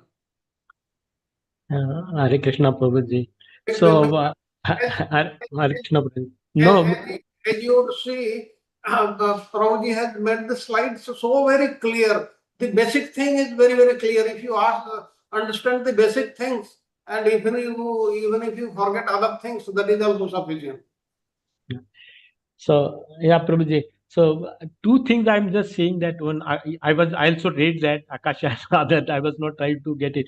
So suddenly now so far we were discussing something else, Brahman and all those things, right? The golden person came anyway, that path. Now we are moving to the sky that we see, right? And ether and all that. And that changed to prana. So these are some of the terms we encounter again and again, yogis or something. So is the efforts made to indicate that these are catchy terms, right? Sky, sky limit, sky, we see that, everything rests within the sky, all those words. And here suddenly bringing prana. So all there represent the Lord and nothing else. Is that the intent here? Yes, everything has to be seen in the context.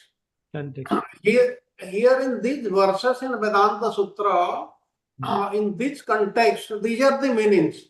Not that everywhere the meaning will be, if we say Same. Apply the same meanings everywhere, then that may be misunderstood. Correct, because we understand sky, how we evaluation sky with sound and all that comes. Prabhuji, So, may I interject here? Yes, Prabhuji. Radhavidan Prabhuji is asking a very good question actually.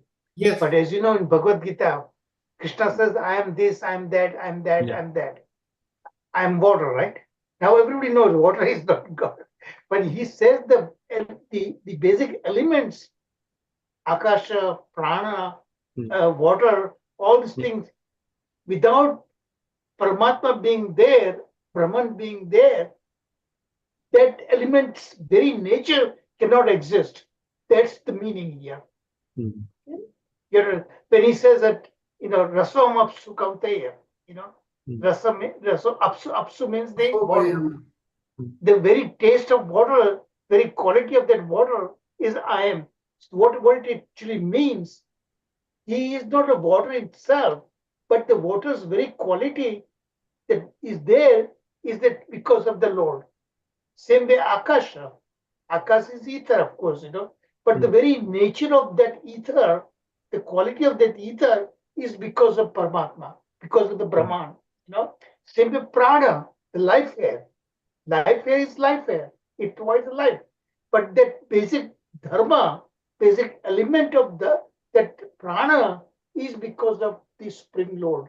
Supreme Lord is everywhere. Okay? Everything. But everything, that very basic dharma, very, very basic nature is because of that Krishna is being there behind that. So that is the way we need to understand Radha Vinod Prabhuji. Yeah, thank you, Prabhuji. That's Any all So other it means, we convey Prabhuji, here, right? it is everything is connected with Lord. Everything. Exactly. That is the way you have to think about it. Yes, Prabhuji. Prabhuji, Prabhuji, continue. in 15th chapter also one shloka is Aham Vaishwanaro Bhuta. उसमें भी प्राणा शब्द आता है, प्राणा पान समायुक्त Yes, पचमन्नम चतुर्विधम. So it Okay, is Prabhuji, said. let Prabhuji complete Yes, this. sir. Because in 3 minutes only you can ask couple questions, you know. So, Okay, but he will answer towards the end of the class, okay? Okay, Go ahead, Prabhuji. we move on to the next slide. Oh. It has started moving. Okay, what Mataji was saying, that is also correct. Ultimately, the aim of the Shastra is to make us believe that everything is connected with the Supreme Lord. Whether here, as we saw, whether it is Akasa, we call it sky, or Prana, or anything, these are the Supreme, these are representation of the Supreme Personality of Godhead. Okay, let me go to the next slide. This break time. Okay.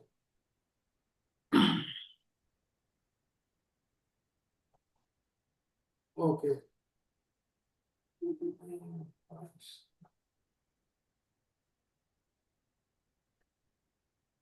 Okay, this is now a thoughtful reader might ask whether prana refers to just mere breath or if it embodies the divine, whether it is the Brahman, Supreme Lord, or it is breath only. The passage asserts that the context clearly indicates that prana is the supreme personality of Brahman, not merely a physical phenomena. Now, let us discuss this in these 4 points: Vishaya, Samshaya, Purvapaksha, and Siddhanta. Now, Vishaya, the core Prabhuji, statement. slide is showing 25th number. Please, the 9th number slide. Okay, sorry, 24. Yeah, this is the one. The core statement is that prana, which is given in Chandogya Upanishad, refers to specifically Brahman.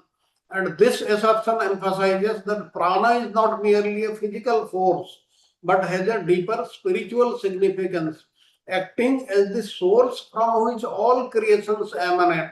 That means this prana which we are talking of, prana, apana, vayana, udana, samana, that comes from the Supreme Lord only. That's why in this verse, what we are speaking of, prana, it is the Supreme Lord and nobody else. This is the Vishaya. Now, samsaya. There is a genuine doubt in the mind of the person. That doubt arises regarding the interpretation of prana. Critics question whether prana refers to physical act of breathing or a more profound concept of life energy. Now, the common understanding of prana as breath suggests a limited material interpretation, leading to uncertainty about its intended meaning in the Upanishads. What is the meaning in the Upanishads and what we generally believe? They are different. That is the doubt. Which is correct? Now, then the Purva Pakshi, what is his argument? Some argue that prana should be understood strictly as breath or as the physical air that circulates in the body. This is what we normally believe. Now, this perspective asserts that the ordinary meaning of prana is sufficient and that the text does not imply any deeper spiritual connotation. Purvapakshi is saying that there is no need to examine about this. Prana is this only. And this view emphasizes a literal interpretation, potentially overlooking the text philosophical implications. Now let us see what is the Siddhanta which is given by Vyasadeva. What Vyasadeva is saying? Vyasadeva is saying, Lord Vyasadeva counters the antithesis, that is the Purva-Pakshi argument, by affirming that the term prana is in Vedic literature indeed refers to the Supreme Brahman. He is none other than the Supreme Lord. And he elaborates that the prana is described as the original cause from which all creatures and material elements emanate. That means prana is that is the Supreme Brahman is the source. And this prana we are talking of, it has come from him, from which material elements emanate and into which they ultimately return. Everybody returns to the Supreme Lord only. That's why prana which we are speaking in this sutra is the Supreme Brahman. And this characteristic aligned with the nature of Brahman rather than a mere physical element of air. The conclusion drawn here reinforces the idea that prana embodies the essence of Brahman, thereby transcending a simplistic interpretation. Now, we have discussed in very great detail, this prana cannot be anybody else other than the Supreme Personality of Godhead. And the summary and the conclusion, now the structure highlights the evolution of the argument, moving from the initial thesis regarding prana's spiritual significance through the rising doubts and opposing views to the conclusion that reinforces prana's identity with Brahman only. And it illustrates the depth of philosophical inquiry present in the Upanishads, encouraging a more profound understanding of spiritual concept. We have to understand this. Then let us see the slides. There are 2-3 slides more. Okay. This sutra 23, Atayeva Pranaha. Now this we have seen the sutra, we have seen the refutation, we have seen what is given in the Govinda Bhasya. Now the word prana in the Vedic literature refers to Supreme Brahman for the same reasons expressed as in the previous sutra, that is about Akasa. Prana is the life and subtle energies. Life energy, the understanding of prana is a vital force transcending mere physical breath to represent a deeper spiritual essence. This we have seen. Then subtle energy, it is a prana, what we are speaking as prana, apana, bayana. This is the subtle energy of the Supreme Lord, extending well beyond biological functions. Prana as Brahman bridges both physical and spiritual realms. And medium of consciousness, the Vedic philosophy, prana serves as a medium and the dynamic energy through which consciousness operates. And the connection implies that prana plays a crucial role in spiritual practices, enabling individuals to achieve higher states of consciousness and ultimately connect with the divine. That means yogis, they use this, what we spoke of prana, apana, bayana, udana, samana, etc. They use that for spiritual practice and manifestation of Brahman. The link between prana and Brahman lies in understanding that prana is a manifestation of the Supreme Personality of Godhead, of the Supreme Reality. And this prana, the life air, prana, udana, what we are talking, that is an energy of the Supreme Lord. That means Supreme Lord is in the top. And the Chandogya Upanishad highlights this relationship as the cyclic process. Prana is not separate from Brahman, but a vital aspect of it. It comes from it. And when somebody dies, that prana, it merges with the Supreme Brahman. And spiritual evolution and realization through practices like yoga and meditation, individuals can transcend their material limitations and realize their true nature as Atman, which is none different from Brahman. And this process involves purifying the prana to uplift consciousness, ultimately leading to moksha, liberation from samsara.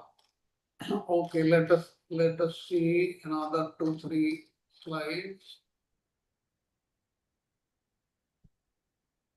Prana is life energy. Central to both passages is the understanding of prana as a vital force transcending mere physical breath. This we have seen. And what is the connection to Brahman? Both the passage and the sutra establish a direct link between prana and Brahman. I hope you have understood this. Arguing that prana is not just a physical element, but the fundamental reality from which everything emanates. This prana, who is the Supreme Lord, Supreme Brahman, from which everything emanates, including this prana we are talking of, prana apanavayana. Now, philosophical inquiry, the discussion invites deeper reflection on the nature of existence, encouraging a shift from material understanding to a more spiritual interpretation. The spiritual interpretation is that this prana we are talking of in this verse is the Supreme Brahman and nobody else. And prana is the subtle energy of the Supreme Lord. Prana is often described as a subtle life energy that permeates all living beings. However, its significance extends beyond mere biological functions. It is considered a bridge between physical and spiritual realms, facilitating the flow of consciousness.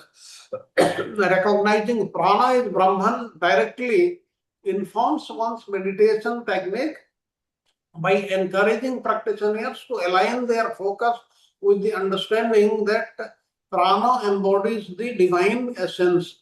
And this alignment transforms meditation into a practice containing with ultimate reality, enhancing spiritual efficacy. Now let us see the last two slides. Medium of consciousness. Now, in Vedic philosophy, prana serves as a medium through which consciousness operates. It is not just about a physiological process of breathing and circulation.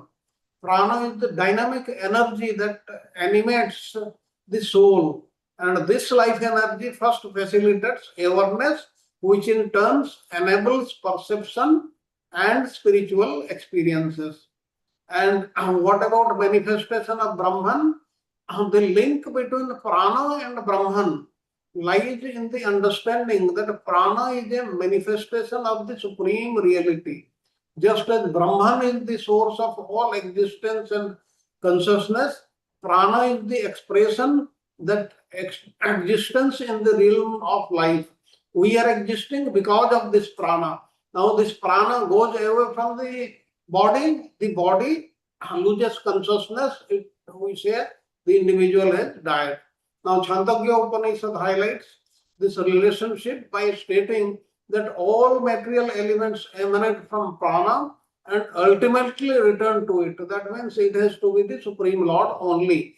And this cyclical process symbolizes the unity of all creation in the divine essence, emphasizing that prana is not a separate from Brahman, but a vital aspect of it.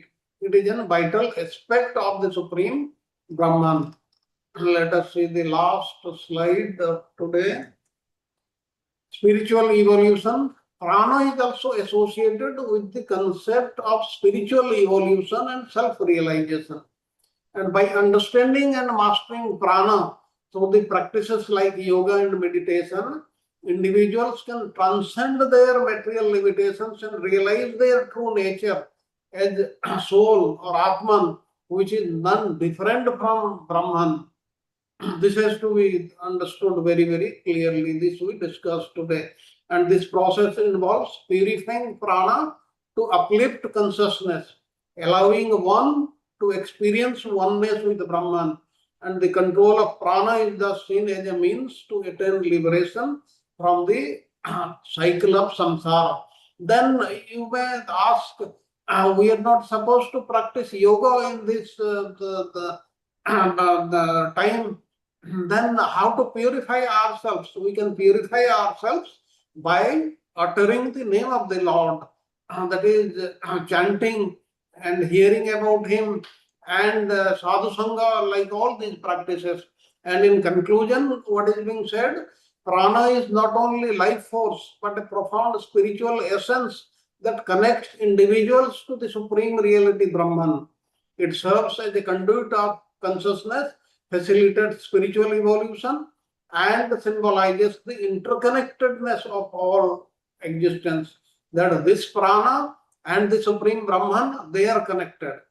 And by recognizing prana's deeper significance and its intrinsic link to Brahman, practitioners can embark on path toward self-realization and liberation. And pause now and feel the prana that unites you with all existence, with everybody else, inspiring a deeper connection to this profound energy and inviting a practice of ongoing reflection and mindfulness. Now we have to realize that this prana is connecting all of us in the creation. That's why it is so important. And this prana, we are talking of prana, apana, bayana, it is an energy of the Supreme Lord, and both are connected. The Supreme Brahman and this life air, they are also connected. Likewise, we and everybody in the creation, they are united, they are connected only, and this has to be understood. And with this, I have come to the end of today's class. Now the session is open for question and answers and your valuable comments.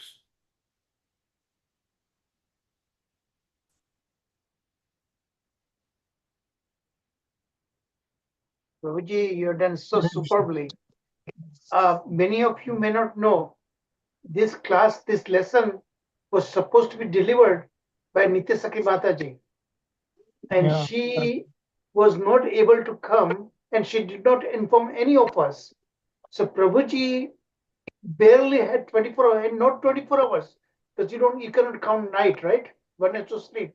So he barely had less than 12 hours prepare such a complex philosophy. Yes, And sir. still he managed to do it so beautifully, so wonderfully, so in depth. So really my head is off. Salute to him. Yes, Prabhuji, very Actually, true. Thank yeah, you, Hari Prabhuji, for Bol. so yeah. wonderful. Hari Bol, Actually, Prabhuji. first of all, reading and those of understanding you, itself takes a lot of my time. roommate, my teammates, please have little mercy. If you're not able to do your job, at least timely inform us. So somebody else can take your place, and he or she will have some time to prepare. Govinda Bhasya lessons are not easy to deliver. And Nitya Sakhi Mataji missed that fundamental responsibility and sincerity.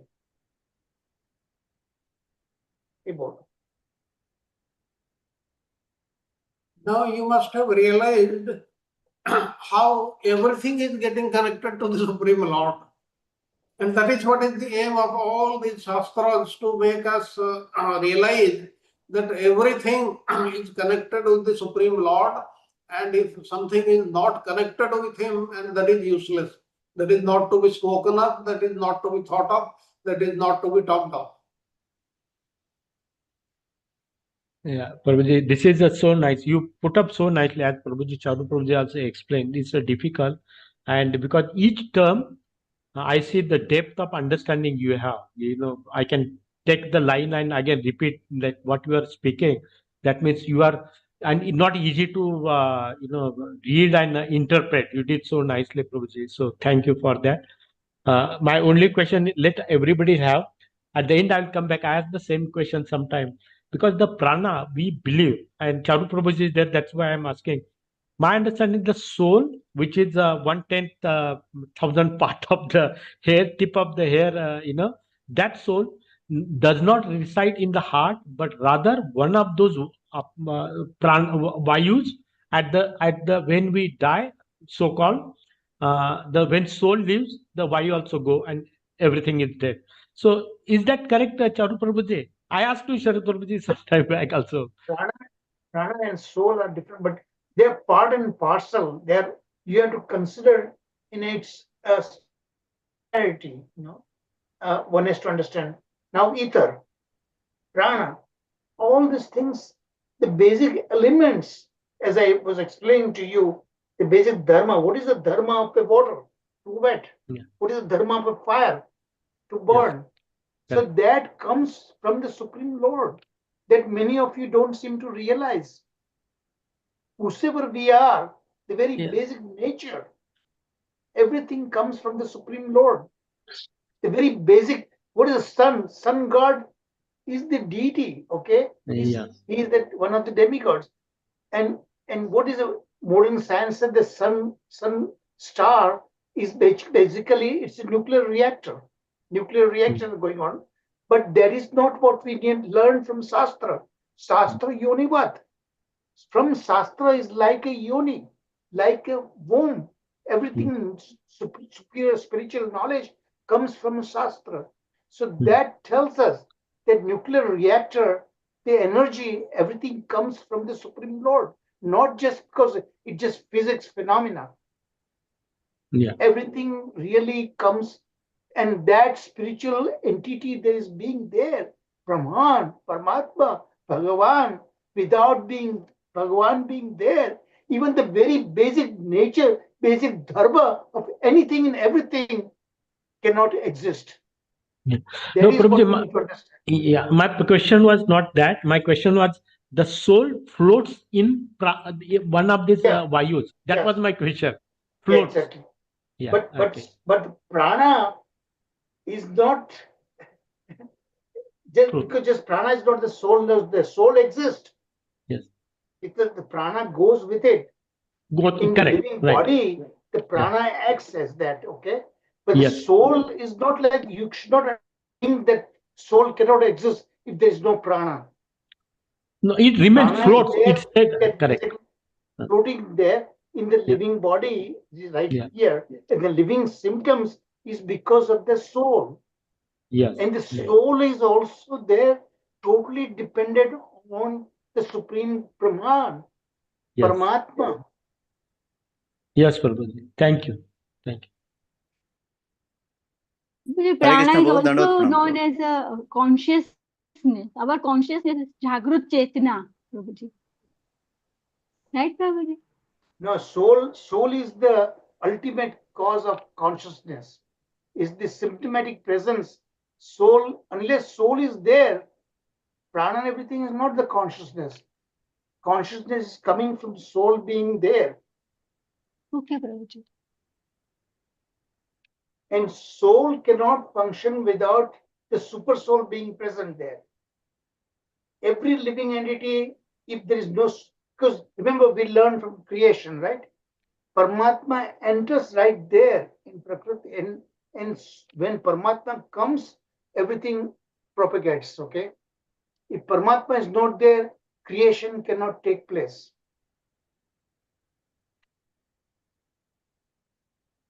Haribo. Yes.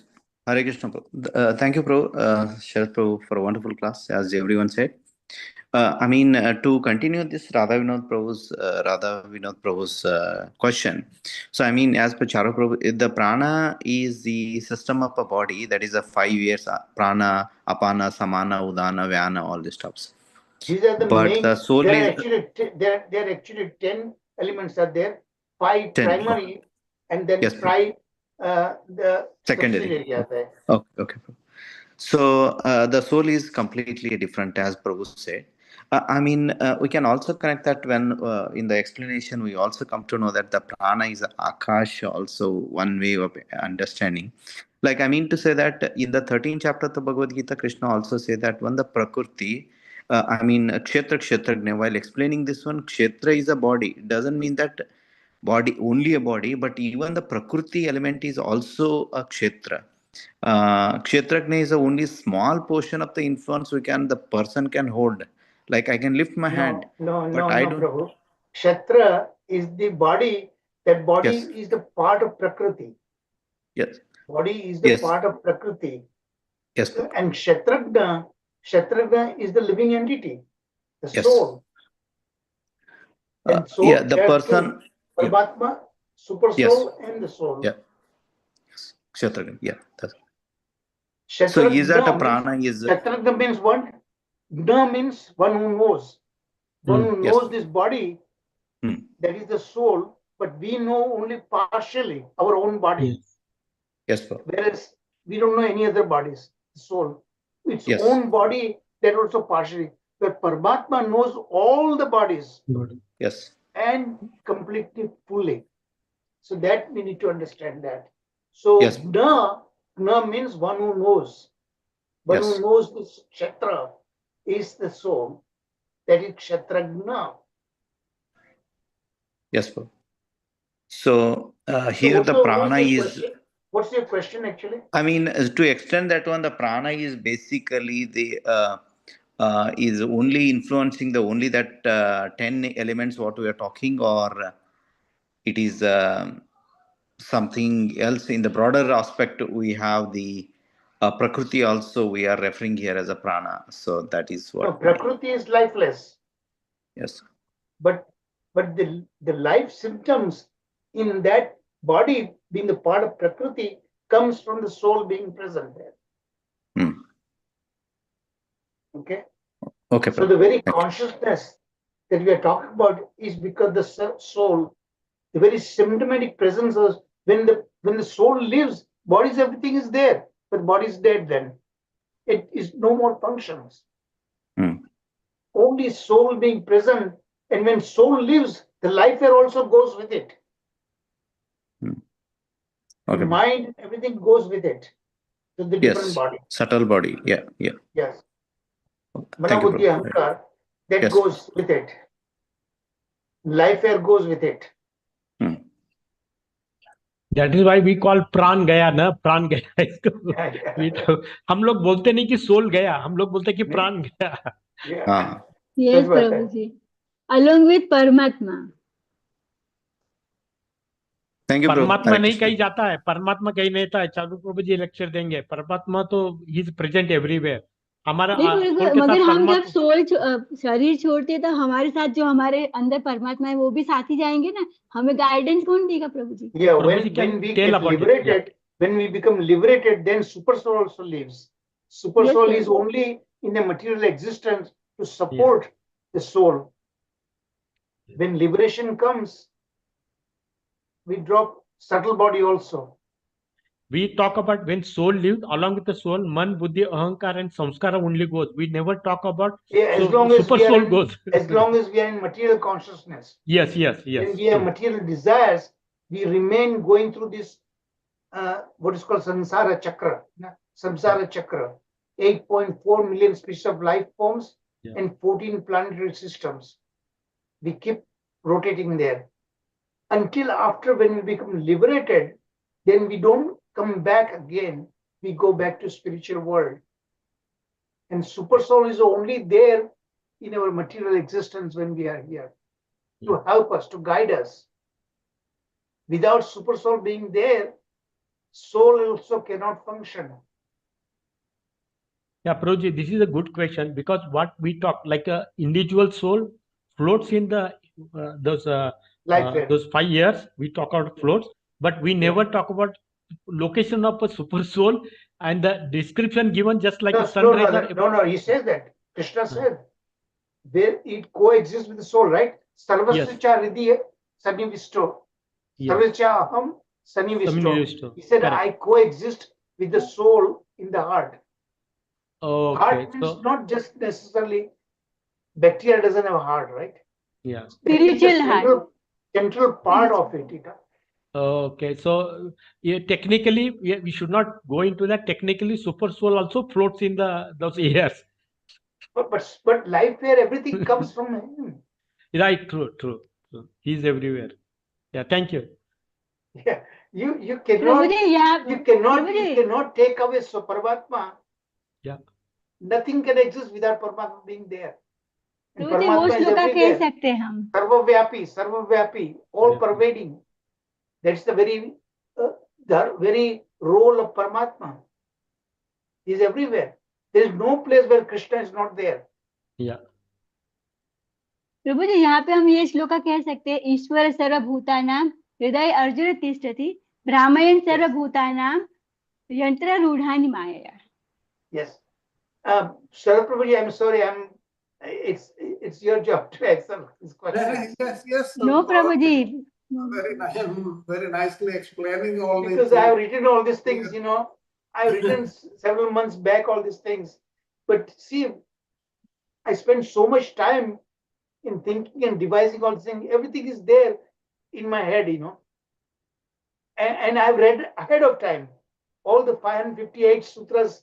I've read and studied, So everything is in my head actually, So, Prabhu, so what is your feeling, Prabhu, after reading all 554 slokas? So, it covered whatever doubts we have, everything, Prabhu? It's like It covers almost. everything, yes. Yeah. It's a summation of everything, all this thing which is given in Bhagavatam. It's the Vedanta, the end of all the Vedas, one end of all the Vedic knowledge. That is Vedanta, summation of everything. And it covers so wide variety of subject matters. Incredible. You will be amazed. Such a tremendous, so many wonderful things are there. It teaches us how to prepare ourselves to leave this body. In great length, it defines what is death is all about. It also tells you everything that we need to know. Yes, such wonderful things are there. We have got another almost 100 classes on Vedanta Sutra that will carry on for almost a year from now. And that I have reduced. It would have gone like 200 lessons like Bhagavatam, Now I'm streamlining all the PowerPoints. It's not going to be in that great because I have to finish this thing. My lifetime is very limited. I'm not sure I'll go beyond to 2026. So I decided to streamline it, and that will force the one who is going to give this lesson. He will also have to prepare and read background material. But all the basic elements I'm providing in my PowerPoints, you need to expand. Any other question or comments? Yeah, Prabhuji, if others have, they can ask. I have one question here, because when we talk about Pradhan, it is a characterized because it is differentiated as a material but mode of goodness. They only take that word, right? Pradhan and goodness. That's how the word. Yeah. Pradhana has all three Correct. three elements, three modes. They are in totally dormant stage. Okay, but the basic quality that is given as mode of goodness is to try to make some comparison with the Paramatma being the transcendental entity. Okay. So because it's the highest mode, But that so is that why they means pick it up. you cannot equate mode of goodness, material mode of goodness, with the supreme being. Yes. That is what we need to understand. Yeah. So just for purpose of analysis or comparison, they use goodness instead of passion or ignorance, right? No, because I'm going to let Sarath Prabhuji speak of that because Sarath Prabhuji, please excuse me, okay? Now, Radhavinath Prabhuji, you have understood what you were asking? No, the question, Charun Prabhuji also explained that, in a discussion, pradhana, and basically instead of all three modes, it is a picked up one, that is the mode of goodness, right? And then it's compared. If mode of goodness defeats, it's like comparing with the Paramatma, then other modes are automatically defeated. So how they are picking up what is the best and then comparing. That is what I mean. Prabhuji, do you understand the question? I haven't understood what he asked. What he's saying that why only material mode of goodness is picked up here, and try to make a comparison with the Supreme Brahman. And we know that Pradhana, Prakriti has all three modes. In Pradhana, they are in a dormant stage. They are not in a flux. Until after the soul is being injected with its karmas, okay, then it becomes Mahat Tattva. Mahat Tattva and Pradhana, the only difference, the three modes become active and the living entities are there with its karmas. Yeah. Let's move ahead, Prabhuji. No, I don't have anything. Let other ask questions because there Prabhuji are others सत्व also. संजायते ज्ञानम, अगर हमें ज्ञान प्राप्त करना है तो सत्वगुण तो सतोगुण में ही हम ज्ञान प्राप्त कर सकते हैं. That's why I think Sattvam and Sattvam yet Brahma Darshanam. yes Only through mode Prabhu of goodness. जी, इसीलिए ये पिकअप किया गया क्योंकि उससे अगर वो होगा तो हम इजीली समझ पाएंगे. I think so. No, but here the Purva Pakshi was trying to compare that. Here Govinda Bhasya is making it very clear. Govinda Bhasya means Srila Vyasadeva is making clear that material mode of goodness is not equating, cannot equate with the Supreme Brahman who is transcendental.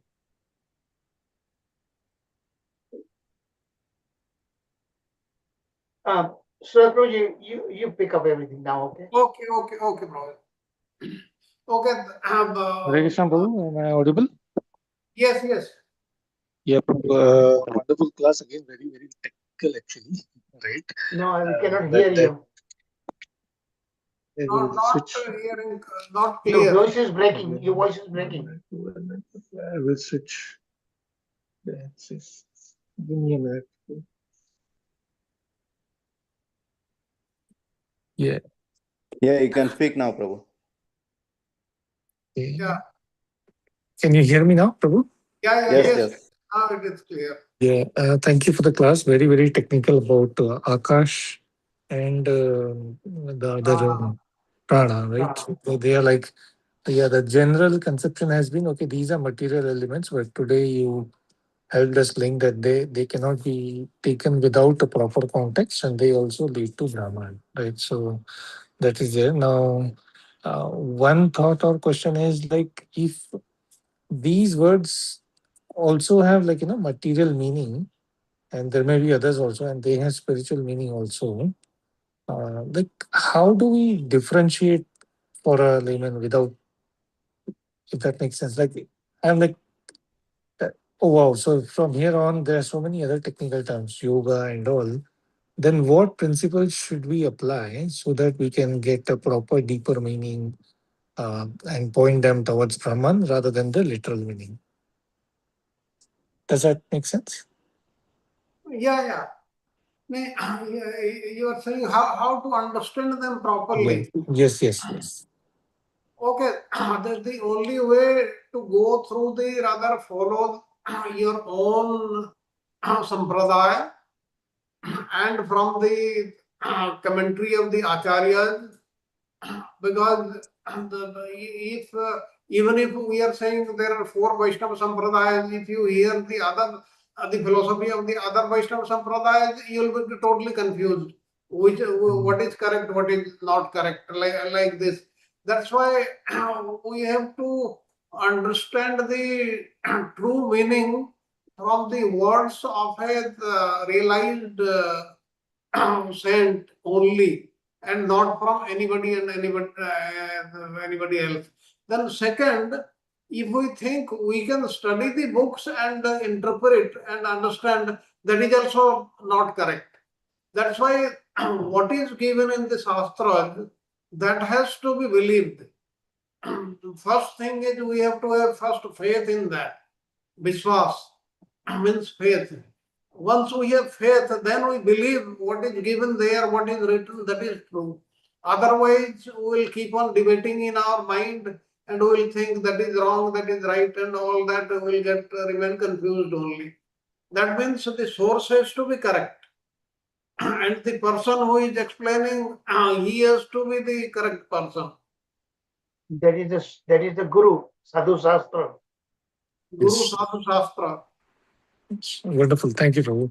And interestingly, please remember, Guru Sadhu Shastra, all the 3 should say the same thing. Like you'll find so many gurus nowadays, they will say something else. Or in Shastra, you will find some other meaning. If all the 3 are saying the same thing, then it is correct. Then it has to be taken that there is Shastra is context driven, and Guru and Sadhu, the Acharyas, they explain us in the context way, Yes. Thank you, Prabhu. And interestingly, like as we just compare and contrast or review Bhagavatam given by Srila Prabhupada, the first Bhagavatam verse itself, right? How Prabhupada has given very clearly to us, like the three ways of the three relations: Brahman, Paramatma, Bhagwan, and then how to relate to them. So that he has given to us clearly. And now this Govinda Bhasya is touching the softer and very, very nuanced and deeper aspects. So it's really interesting to, yeah. Thank you, Prabhu. And you would not have studied this Govinda Bhasya and the other commentaries. The other commentaries, firstly, you should not read them, but if you ever come across them, you'll find them to be most confusing. I have studied a long time back, but I could not understand anything. But Govinda Bhasya is very, very clear. In no uncertain terms, the things are explained and they can be understood. Correct. And Like, please remember, this is the Govinda Bhasya is the Bhasya of Lord Govinda Dev himself. That's why it cannot be with any doubt only. yeah. Like at least I can never think of questions like, okay, can Akash be Brahman? Can Prana be Brahman? Of course, in broader sense, we know everything is Krishna, but these questions and then this whole framework, like there is Purva Paksha, then there is a Siddhanta. It's amazing, giving us amazing clarity. So thank you, Prabhu. Yes, in a scientific way, they have been analyzed, explained so that we understand. It is a very scientific way. Otherwise, you just give the meaning, it may not be fully understood. Now, all aspects are being understood now of all these sutras. We have gone through only this much 23 sutras. We have to go through 558 of them. Thus far, I have done now over 200 sutras now. I hope at least the basic meanings, basic context which are being put forward, they are being understood by everybody. Yes, Prabhuji, a lot of thinking Yes, goes in there in my Prabhuji. PowerPoint. Yes. A lot of thinking goes there. Yes.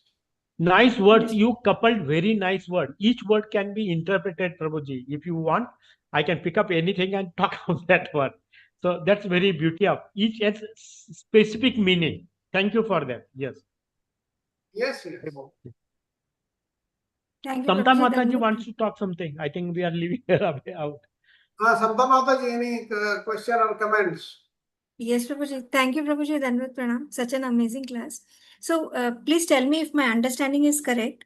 What I could understand that everything of nature has a gross aspect and a subtle aspect. What we have to do, we have to understand the subtle aspect behind the gross aspect and try to connect to the subtle aspect. Like the physical breath is the gross aspect, but the prana shakti is the subtle aspect.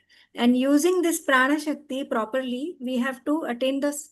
Similarly, body is the gross aspect, and using this instrument of body, we have to approach the transcendental Lord. Is this the? Yes, like what the yogis are doing. They are using the same prana and they are achieving the same aim as the devotees only. They are using this material thing to reach the transcendental abode. That is possible. That's what is being done. And that's why both these transcendental things and the material, they are connected. That is what is connectedness. Okay. Yeah. And, Thank you, Prabhuji. and we have to use our material body, material resources to reach the transcendental abode and to reach the Lord who is transcendental in nature. He is totally transcendental. And if he comes in front of us, stands there, we cannot see him with our material eyes. But still, we have to practice with our this material body, material senses, and at the appropriate time, he will be very, very graceful, he will be merciful to us, he will shower his mercy, and we will be able to see him. That can happen. And in Govinda Bhasya, Saji Prabhuji, I let him know that ultimately Govinda Bhasya, you will see the devotional service will go to that extent, then Lord himself personally gives face-to-face darshana to the devotee. And when you see him, just like Prahlad Maharaj, Dhruva Maharaj, when he went there, remember, Lord put his shankha, the conch, on his head. All the knowledge, everything automatically comes. Prabhuji, in And Jaiva even if Dharma, I remember I was part of that as Samvit Shakti, right? All that Lord physically shows, and we Yes. get that. I remember those, you presented those slides. One who realized that Samvit Sandhani, and then you get right through that knowledge, Yeah. we So understand the Lord. when we take shelter, devotion service, then it's not the external energy anymore now. Yes. Okay, it's the internal energy of the Lord, and that internal energy has three parts: Sandhini Shakti, Samavit Samvit Shakti, and Ladini Ladini. Shakti. Yes. Sandhini Shakti is eternity. Once the devotional service begins, it never ends, it continuously grows.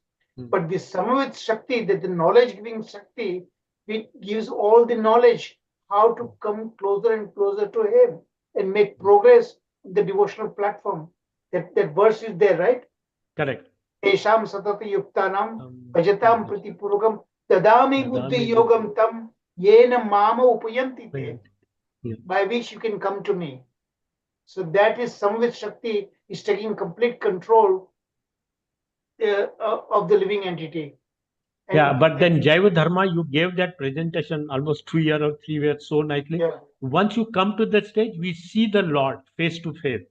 Right? Yes. I think that word was there. And please remember that the Lord can show himself without our any qualification, without our any effort also. Like there are many stories. There is no time today. I would have told the story like Madan Mohan. He was established by Sanatana Goswami.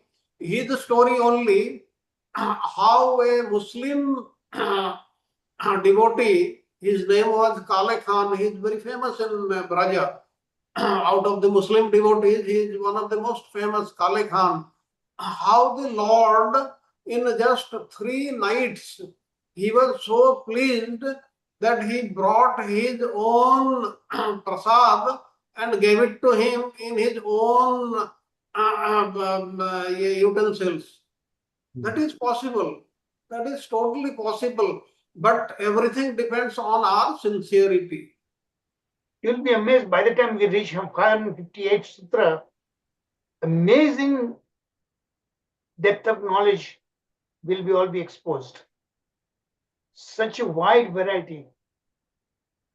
Okay, Prabhuji, I think we are exhausted all the time now. Thank you, Prabhuji. Then we end today's class Prabhuji, with the prayer. my heartfelt congratulations to you. Thank you, Prabhuji. Thank you very much. Now, who will sing the Nrsinga prayers today? Samata Mataji? Oh, she may have left. May I do, Prabhu? Yes, Prabhuji, I'm here. Right. Okay. Dipti Mataji, you can carry. And no, Mataji, you can do it now.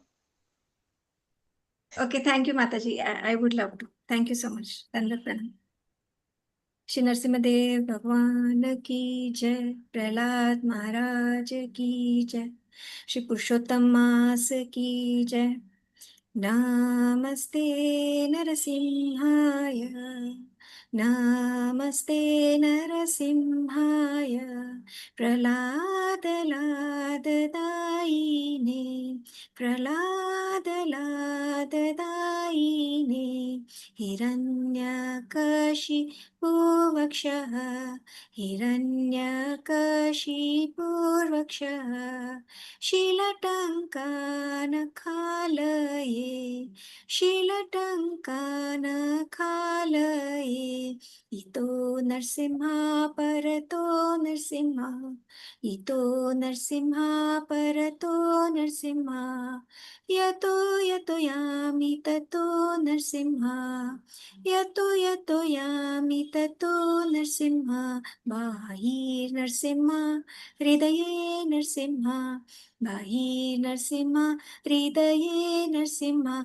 Narasimhamadim Sharanam Prapadye. Narasimhamadim Sharanam Prapadye. Tava Kara Kamalavare Nakam Adbhuta Shringam Dalita Hiranyakashipu Tanubringam Keshavadrita Narahari Rupa Jai Jagadish Hare Jaya Jagadish Hare Jaya Jagadish Hare Tava Kara Kamalavare Nakham Adbhuta Shringam Dalita Hiranyakashipu Tanubringam Keshavadrita Narahari Rupa Jaya Jagadish Hare Jaya Jagadish Hare Jaya Jagadish Hare Jayo Narsimhadev Narsimhadev Narsimhadev Jaya Narsimhadev Jaya Prahlad Maharaj Prahlad Maharaj Prahlad Maharaj Jaya Prahlad Maharaj Nitai Gaura Hari Bol Hari Bol Hari Bol Nitai Gaura Hari Bol Jai Jaya Prabhupada Prabhupada Prabhupada Jai Jai Prabhupada Jai Jaya Gurudev Gurudev Gurudev Jai Jai Gurudev Nitai Gaur Premanande Hari Bol Hare Krishna Krishna Krishna Hare Hare Hare Rama Rama Rama Hare. Thank you, Prabhuji. Dandavat pranam to all.